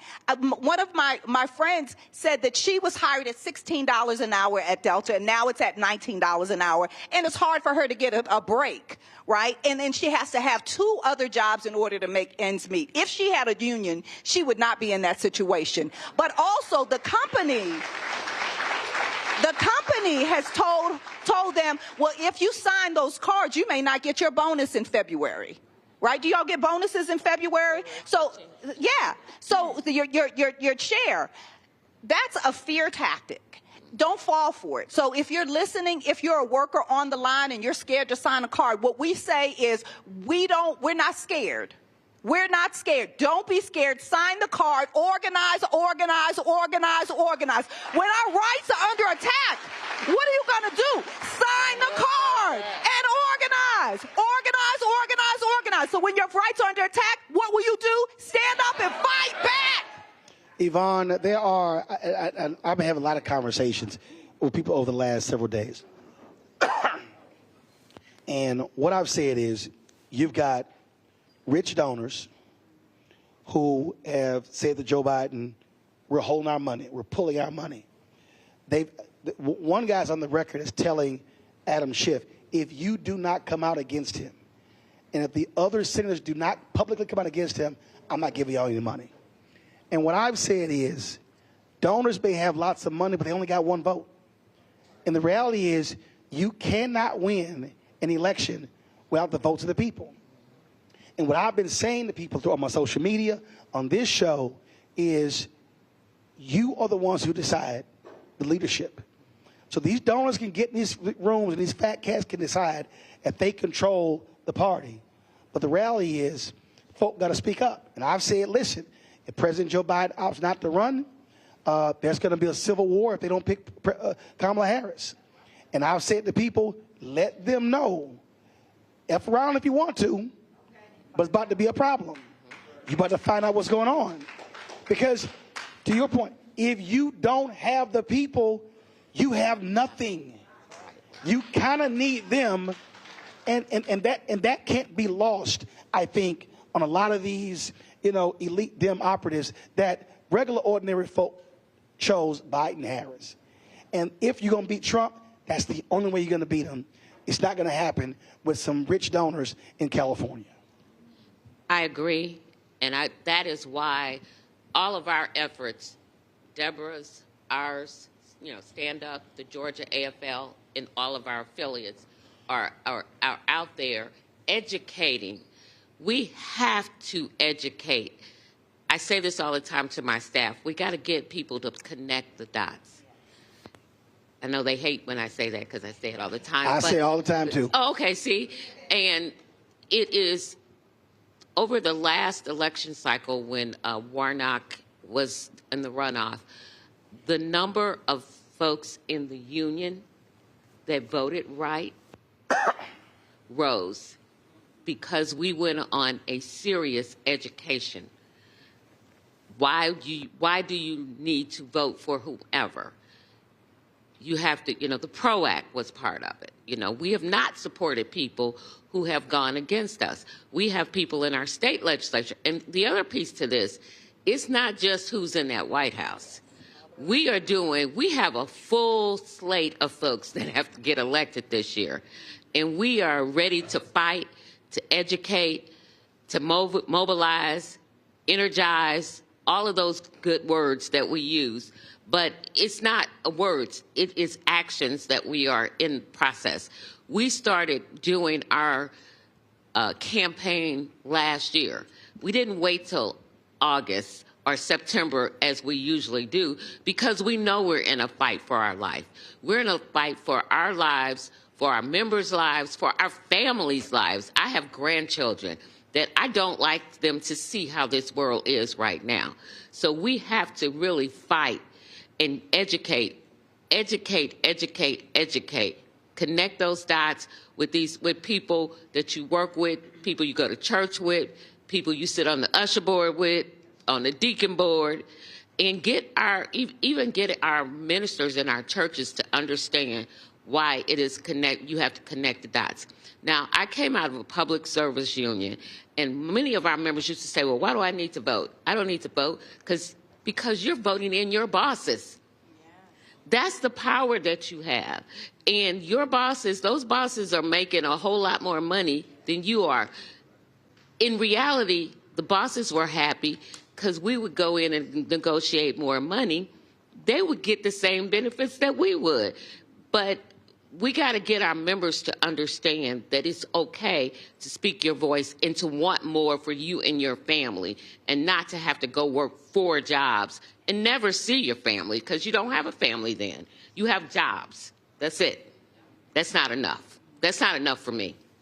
I've been a single mom, not a single parent, but working more than one job to make sure that my kids had what they want and sitting at football games like this because I'm so tired. That's not a quality of life. You want a quality of life.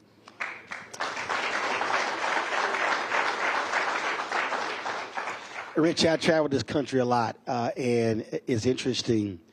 I have so many conversations with people, and they come up to me and they want to talk about all sorts of stuff, and we'll talk about how can we get these things changed in our neighborhoods and our communities, and we want to do this initiative. And it's amazing to me how, and they kind of get mad because I always go back to, you got to organize and mobilize. And they look at me like I'm crazy, and I try to explain to them, I had parents, didn't go to college, but cared about our community. They were co-founders of a civic club, and that's all that was. Just regular, ordinary people who said they wanted to change stuff, and they sort of pinpointed this issue, this issue, and to your point, connect the dots.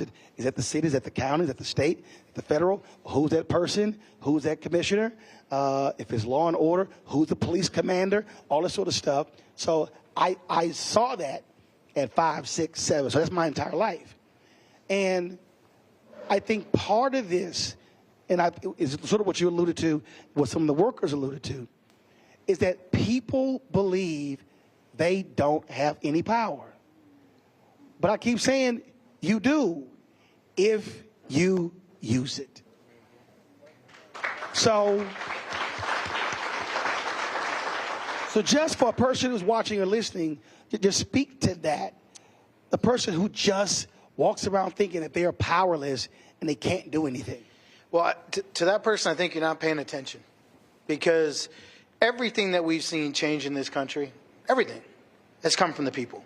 It hasn't come from politicians. Politicians react to what they're being told by the people, okay? We can do as recent as the guy that's running for President, Trump. He suddenly changes his position on abortion. He wanted a national ban on abortion, but the public didn't want that. And so now it's... He actually still wants it. But he stopped talking about it. But now, even in his debate, right. You know, he's like, but I got to get elected. Guess what? That's the power of the people. And that's not just Trump, and it's not just Republican or Democrat. It doesn't matter. When the people stand up, when they rise up together, whether it was gay marriage during Barack Obama, his position changed. The position changed because the people's position changed. I don't think he woke up one day and went, you know, Michelle, I think I'm okay with the gays getting married.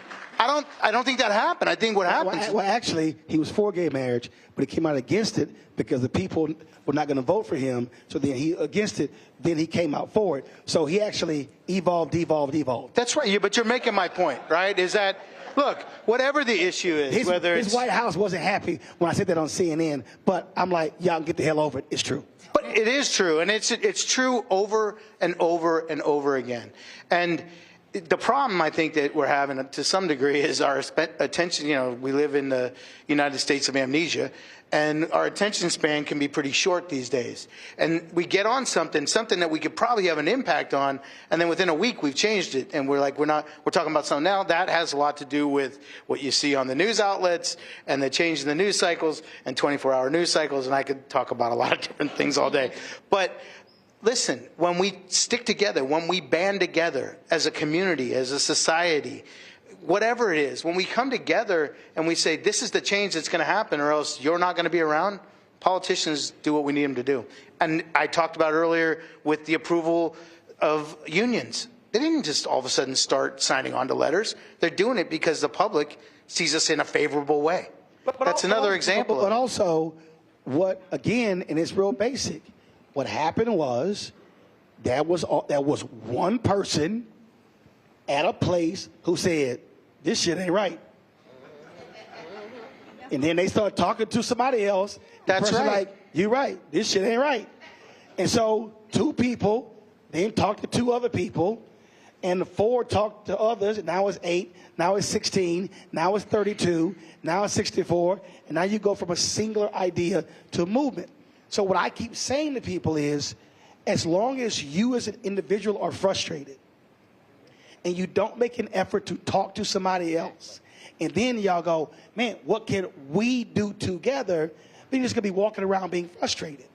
And I think what's happening, and again, and we're actually seeing it in the data, people are realizing, wait a minute, if somebody else is negotiating for all of us, that changes than me trying to just get what I can by myself, because it's harder to get something by yourself. Yeah. Well, you just described the Delta organizing campaign. Right. Now we're talking on a grand scale, a national scale, but what you described is exactly what we need to be doing and what's happening at Delta Airlines. It started small, it's growing, and it will see the finish line, and it'll see it very soon because the people stood up and said, we want this, and we're going to make it happen. That's right. That's right. Yeah. And they're holding their elected officials accountable. So the power dynamic that your union is using is holding those elected officials accountable and then asking for their support because you know what you did for them. And so the same thing goes for these Delta workers. Thank you for your service, first of all. Thank you. You all don't get thanked enough. Thank you for making sure our bags get here, right? But Deborah, listen, I've always said, I appreciate when somebody said, Roland, you did a great job. I can't deposit that. That's right. Well, it's right. Put it on the check, right? That's what you want. I do. I tell people. I can tell myself, Roland, you were great. You want to show me how great? Put it on the check. Bigger deposit. Right? Yeah. Put it on the check. So for Delta to be such a wonderful company and such a brand for the city of Atlanta, and this message is really for the city of Atlanta because we do a lot for the city of Atlanta, Georgia Stand Up, and our affiliates, and all of the community organizations that are in coalition with us. If you want to be a good neighbor, if you want us to keep coming for your family reunions here in Atlanta and the conventions here in Atlanta, what the people of Atlanta are saying is respect the union. I am a man. I am a woman. woman and they need a union, and they ask for it and they want it, and don't stand in their way, because they help to move this city, move people here to this city. They help to get our luggage here. We need to help them. So this is a clarion call for all of us to get involved with this election. So before I go to break,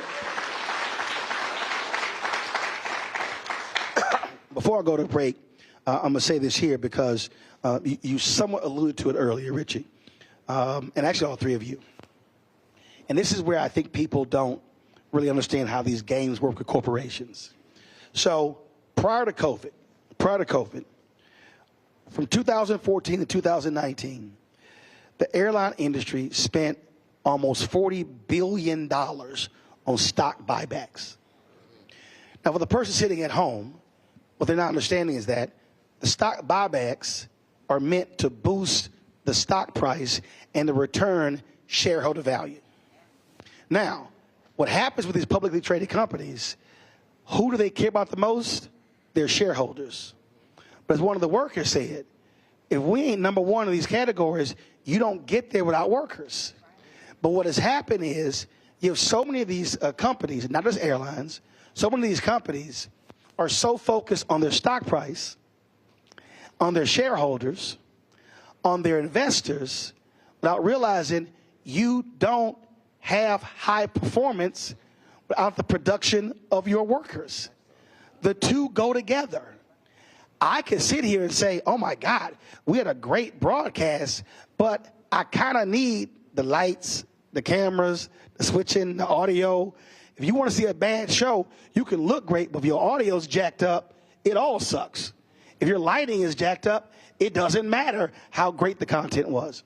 And so what we're seeing these companies, I mean, when the United CEO was being grilled by Congress, they said, why have you spent money on stock buybacks but not into safety?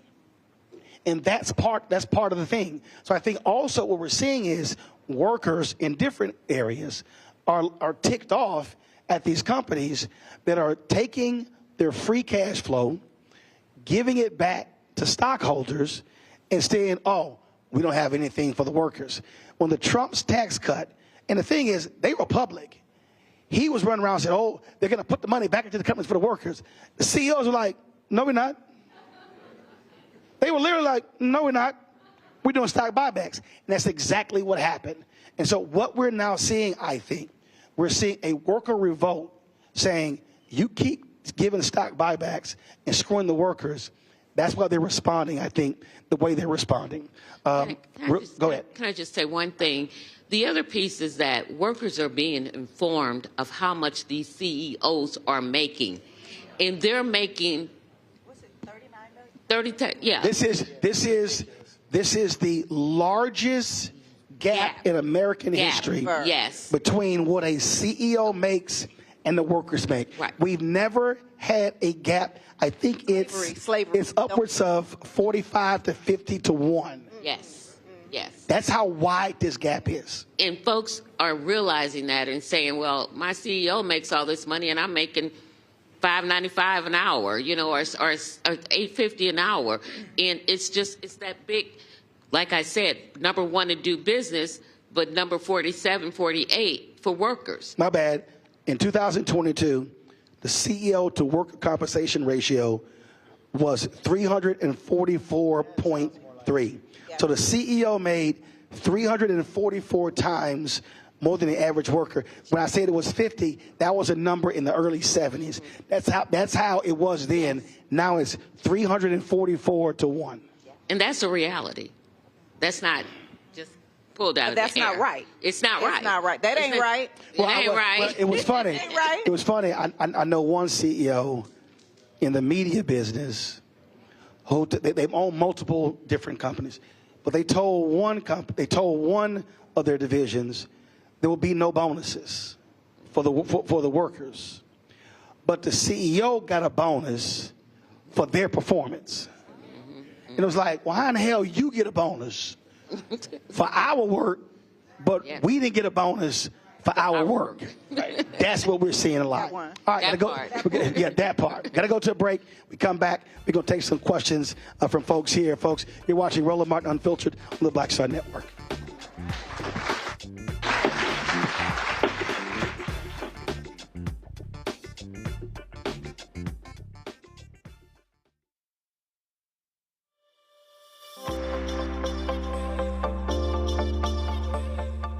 Hi, I'm Danny Glover. Sign your IAM card today. Why? Because unionization means representation.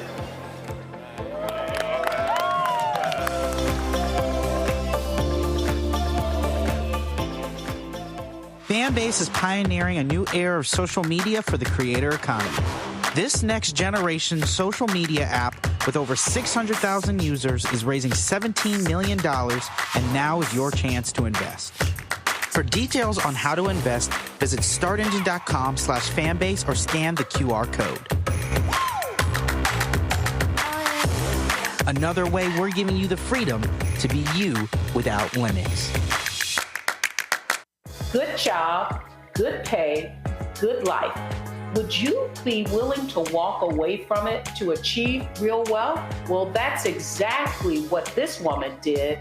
And boy, did it pay off. Once you make the decision that this is the direction that you're going to go in, I do believe that there's power in having a decided heart. Hear her story on The Next Get Wealthy with me, Deborah Owens, America's Wealth Coach, on Black Star Network.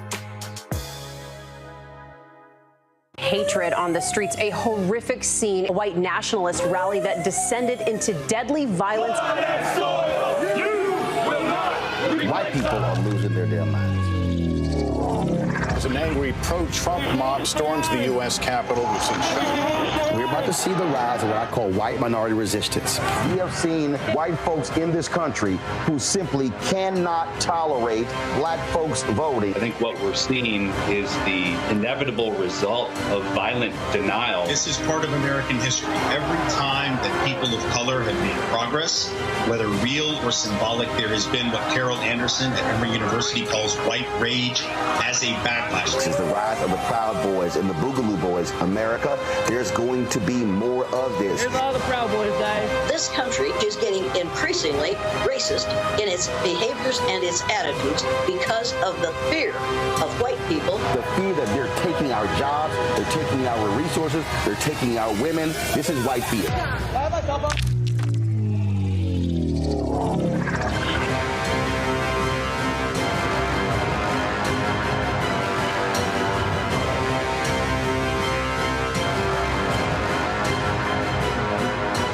Coming up on the next Black Table, a conversation with Professor Howard W. French on his new book, Born in Blackness, covering 600 years of global African history and helping us understand how the world we know today is a gift from Black people. There could have been no West without Africa and Africa. That's on the next Black Table with me, Greg Carr, only on the Black Star Network. On a next, A Balanced Life with me, Dr. Jackie. How are you being of service to others? Doing for someone beside yourself is such a big part of living a balanced life. We'll talk about what that means, the generation that missed that message, and the price that we're all paying as a result. Well, now all I see is mama getting up in the morning, going to work, maybe dropping me off at school, then coming back home at night. And then I really didn't have any type of time with the person that really was there to nurture me and prepare me and to show me what a life looked like and what service looked like. That's all on a next, A Balanced Life with me, Dr. Jackie, here at Black Star Network.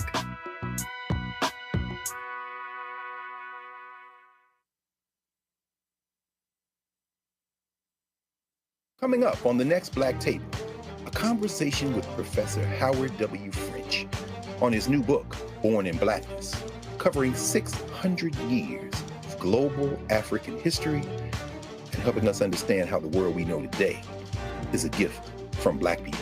There could have been no West without Africa and Africa. That's on the next Black Table with me, Greg Carr, only on the Black Star Network.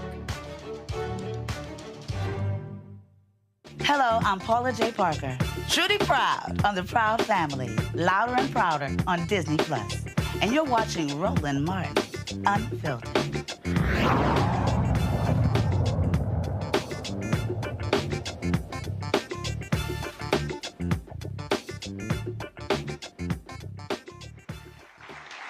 All right, we're back at the IBEW Hall here in Atlanta.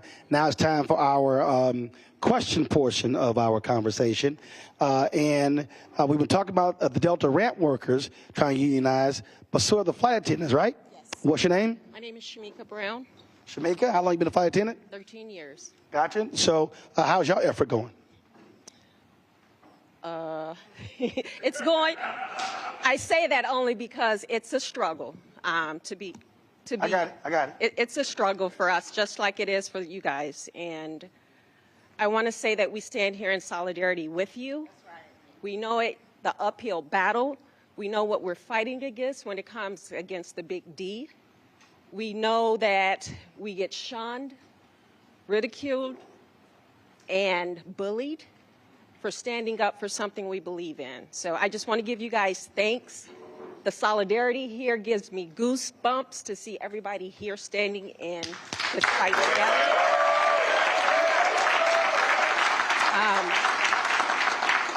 Before I ask my question to Mr. Martin really quick, I want to say that we have to stand for something.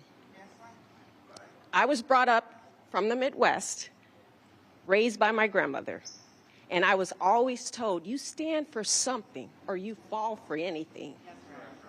So when you go home and you're tired, you're frustrated, you're angry, you're pissed the fuck off. Yeah, it's my show. You can cuss. Don't worry about it. Hey, that's. It's all right. The show is called Unfiltered. That's good. That's good to know. It's called Unfiltered, and I own it. I've been holding back all day. When you're pissed off, just know that you're not in this fight alone. You got support systems. When you need someone to vent to, I'm in Atlanta. Just know that. And we love you guys for getting in this campaign and fighting for what you fighting for what you deserve and finally getting it. So my question, Roland, Mr. Barton, is, from your opinion, with Delta being Mecca in the South, what struggles outside of the ones that we mentioned already do you see us approaching when it comes getting closer to the finish line? Well, I'll answer it this way. I appreciate your question. Thanks a lot. And good luck in the fight. It's sort of what you alluded to earlier when you talk about when major companies provide community support. And so what I try to explain to people is follow the money. So even in my business, you'll have companies that will buy tables at events, but they won't advertise with black-owned media.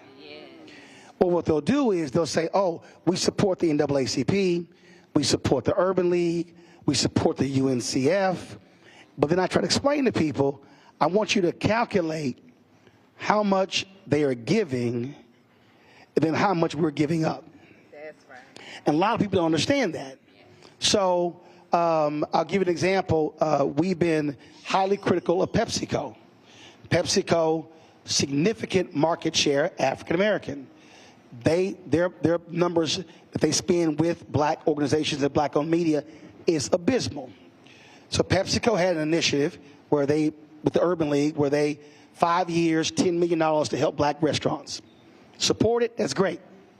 Then they had an initiative where they wanted to drive $100 million in receipts to black-owned restaurants over 5 years. Great idea, they can't track it. PepsiCo spends $3 billion a year on marketing.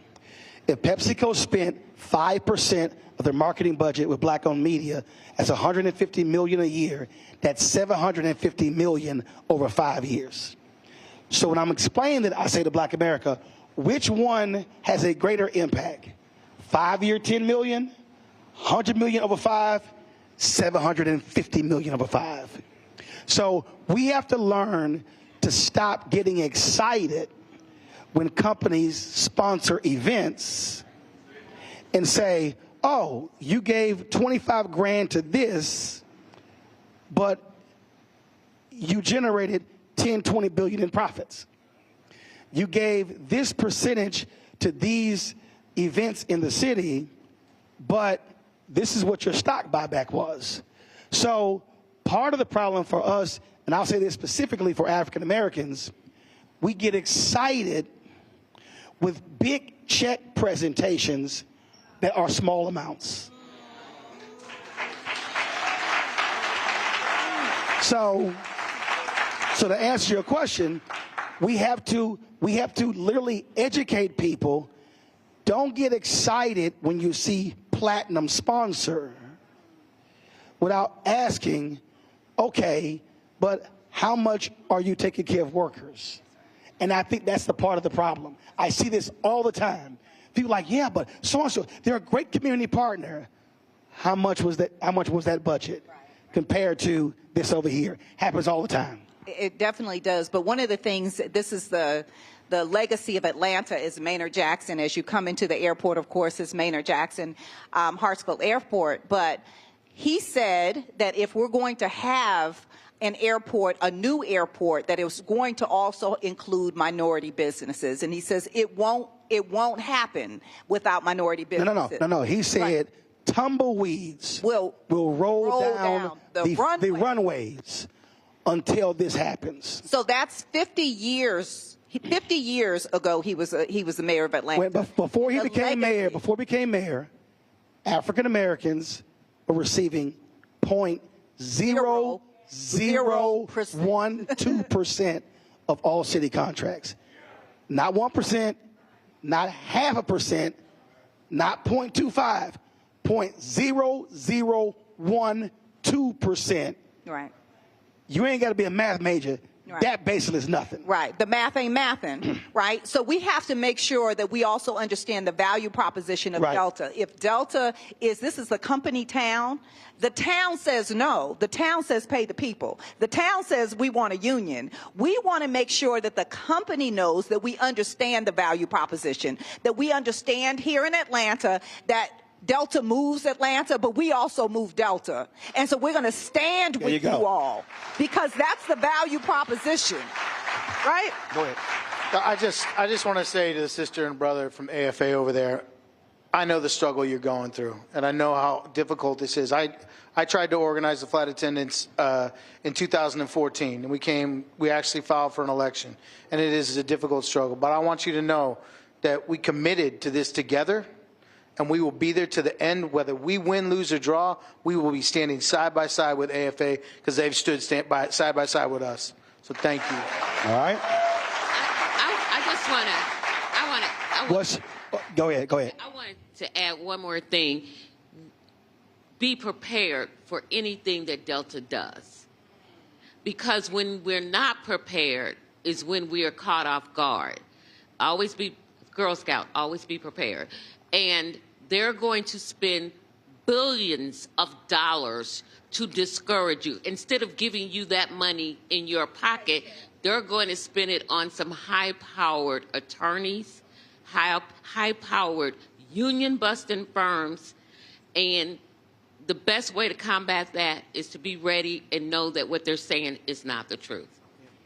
And sister, thank you for saying that, because after this show, and I guarantee you Delta's watching it, I guarantee you they're watching it. After this show, when they hear how close we are and how close to the finish line, they are going to ramp it up like we have not ever seen. So she is 100% right. Get ready for the fight. So, but they have to stand strong. They ain't never spent no advertising money with me. So I'm like, okay. What's your name? What's your question?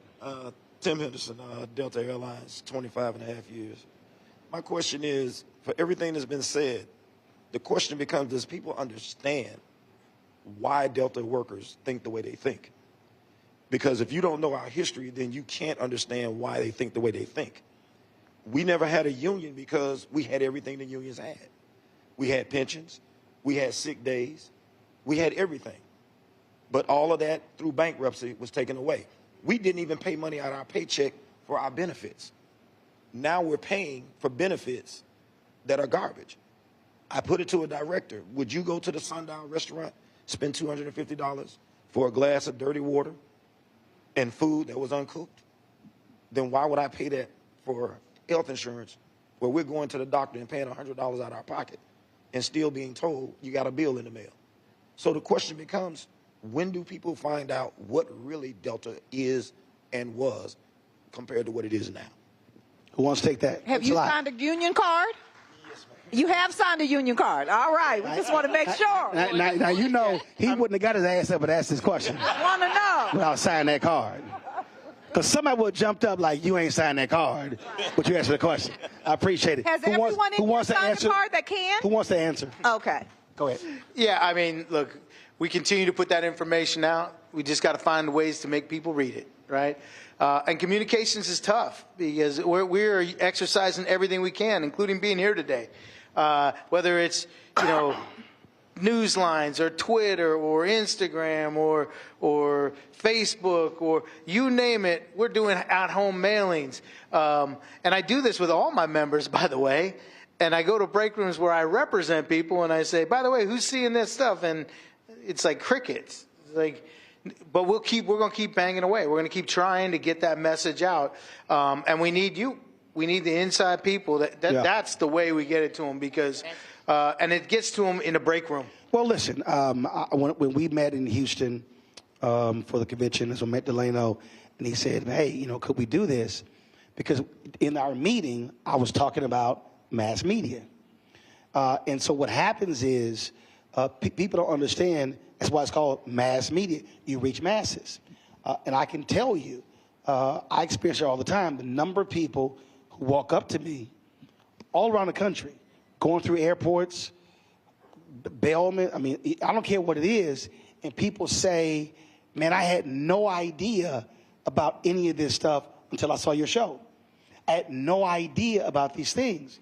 And so when you talk about what you're up against, it was the same thing. And I'll go ahead and say it. For 7 months, we've been trying to get Sean Fain from UAW on the show. He won't come on the show. And Reverend Barber told him, how you trying to organize black people in Alabama and you ain't talking to Roland Martin? He said, I guarantee you more black people know him than know you. and the reason that's critically important because part of this is also when you talk about how do you change people, you have to have trusted messengers. Because folks say, I don't know you, but if they know your history, then they'll listen to you. So it's the communication piece. I think that's one of the greatest mistakes that people make. They don't tap into a communication mechanism, how to maximize social media. I mean, look, when this show is over, we've got more than 4 million followers. So there'll be more people who will watch segments of this conversation than the whole 2-hour conversation. So it's understanding how to use all the tools, whether it's YouTube, whether it's TikTok, Snapchat, Facebook, Instagram, Tumblr, Twitter, I mean, you name it, fan base, you have to use modern tools to reach folks. And I'm going to say the best tool ever is you. When you talk to your coworkers, you are the best person. I can come in there and talk to them. They wouldn't know me from Adam. And they were like, okay, she blowing a whole bunch of stuff up my butt. But the people here, though, have to also think even as a collective. So, for instance, when we grab the clips, when y'all do as well, if you actually add up every person's social media in this room, you're now in the millions. So you may say, man, I only got 500 people follow me, 300, or a couple of thousand. Yeah, but when you start multiplying that by 300, 400, 500, so understand when these clips become available, when you start resharing and reposting, it's simply multiplying and more people are being educated about what the issue is. If you see 2 people on your timeline that shared the same clip, then you're going to stop and look again. There you go. Yeah, listen, I'm sorry about Sean Fain, but you can keep inviting me back. I got you. I'll keep coming. I got you. Who else has a question? Somebody else has a question? All right, come on. It's a good elected official. Good elected official. We'll see. Let's see. All right, name? Elmon D. Holly. I'm a 6-year Georgia State Representative, and I'm glad to be here because I just got reconnected with my former fellow ramp agent for Delta Airlines when I served 18 years ago. I want to say that it's tough being here because it was a time when I wanted the union to be there to help us as ramp workers on that ramp. I worked Zone 4 in Sea Concourse in Atlanta, Hartsfield-Jackson, Atlanta International Airport, bringing those planes out, bringing them in, making sure we could get those bags off the planes. And, you know, it's tough because we know that Delta, it served over 190 million customers just last year. The CEO, Ed Bastian, he gets over $34 million annual salary. And if you have that type of stake in this company, then it needs to make sure that it's prioritizing the concerns of its ramp agents who are making sure that the planes get out.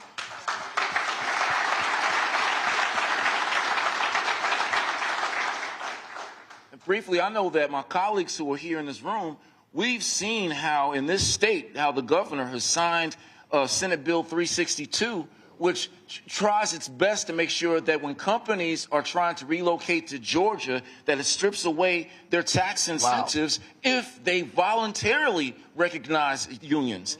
And to have an environment where we always hear about the #1 state in the country, that Georgia's the #1 state, but how can you be the #1 state in the country for business, but be the #1 state to give the workers a business? That's not right.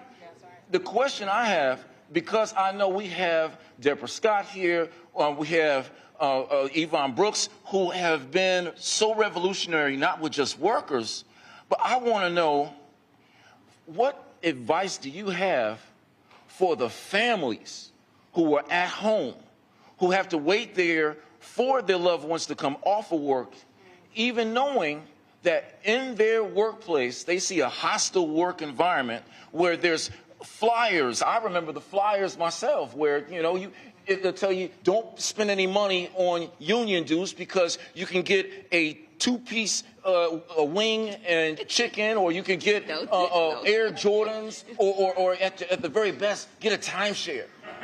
And when you devalue a worker, you know, they can come home and actually decide not to fight anymore. So speaking as women and as mothers, what advice do you have for those who are at home to help them, encourage them to stay in the fight? All right, final comment. Appreciate it. Thanks a lot. Well, first of all, El, thank you for standing up, because you're one of the few elected officials that stand on these picket lines with us. So thank you for standing up. But we have to remember that it's not just organizing and mobilizing. We have to strategize. So during this period, we have 4 or 5 months to change the dynamic in this country, right? That means we have to get every single family member that is sitting at home registered to vote, and the grandkids and Bebe and them, all of us, we have to get registered to vote and make sure you're on the rolls, because, you know, doing a lot of funny business about the vote here. Yeah. And as your family is documenting what's happening, we want to make sure that you're actually documenting those stories. Write it down in your notebook. And I know you give them good notebooks, right? Write down the grievances and the things that are happening on your job. Teach your children about what it means to be in a union and what this company and these companies are doing to you, so that we can continue to keep organizing and strategizing. I'm from a union family, but we have to keep going, right? We have to keep rinsing and repeating and working together. So we have to strategize. So during this strategic period, we got to get out and hit these streets, y'all. So we got to ask for those cards to be signed and ask to make sure people are registered to vote and come out and vote. Yep. And I just want to add that my kids learned about unions through osmosis. Take your family with you. When I have members and they say, I've got little kids, bring them with you, because that's how I learned. I never knew that my mother was part of the union struggle that sat in at Woolworths in St. Louis until she got older and told me those stories, because I was too young. I was number 9 of 10. So, but teach those kids by example. If they go on those picket lines, they'll learn it. If they go with you when you go to union meetings, they'll learn it. They'll start running union meetings. My children have learned to run it, you know. And so that they are part of the experience. Richie, final comment. Yeah, and to that question, I would say if you're at home right now and you're watching this, and your loved one works for Delta Airlines, tell them what you saw today, tell them what you heard today, and tell them to sign a card.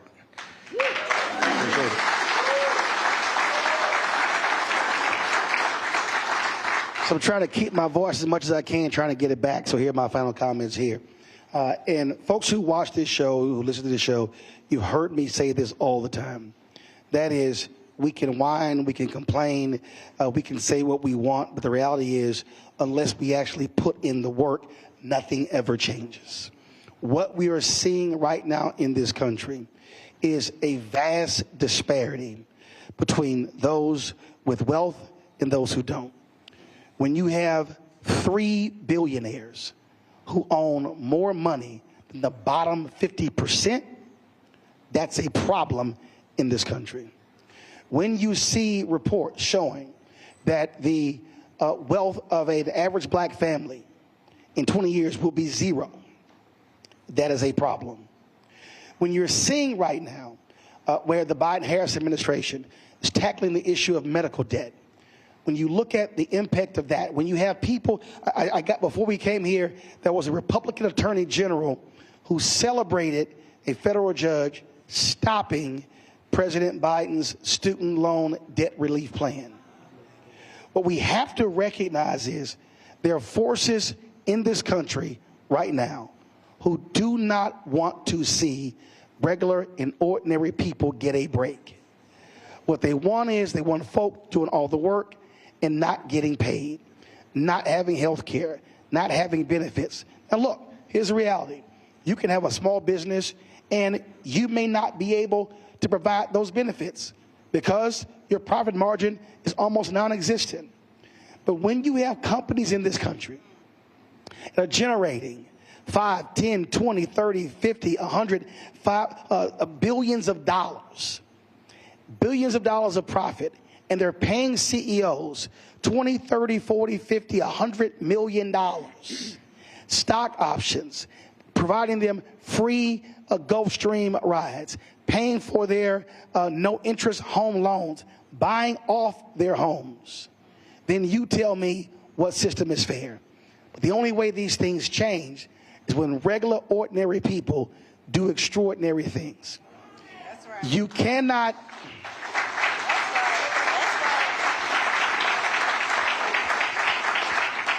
I have to remind people, the March on Washington was called the March on Washington for Jobs and Freedom.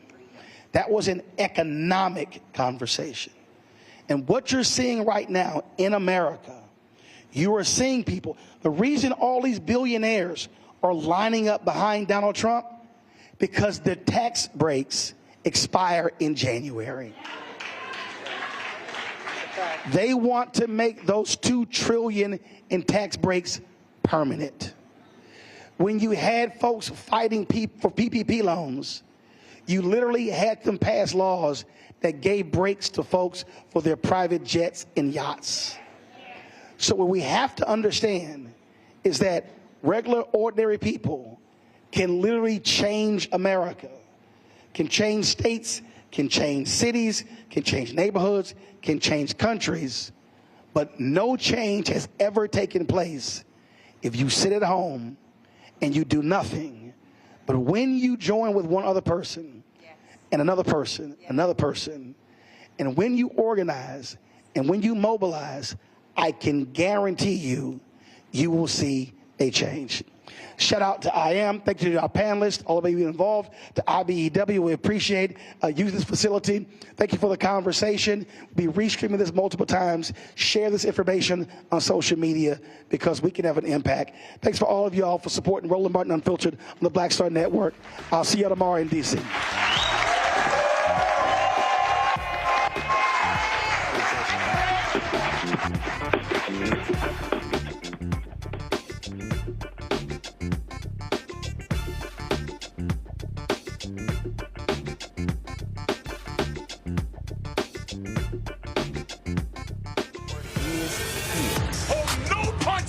real revolutionary right now.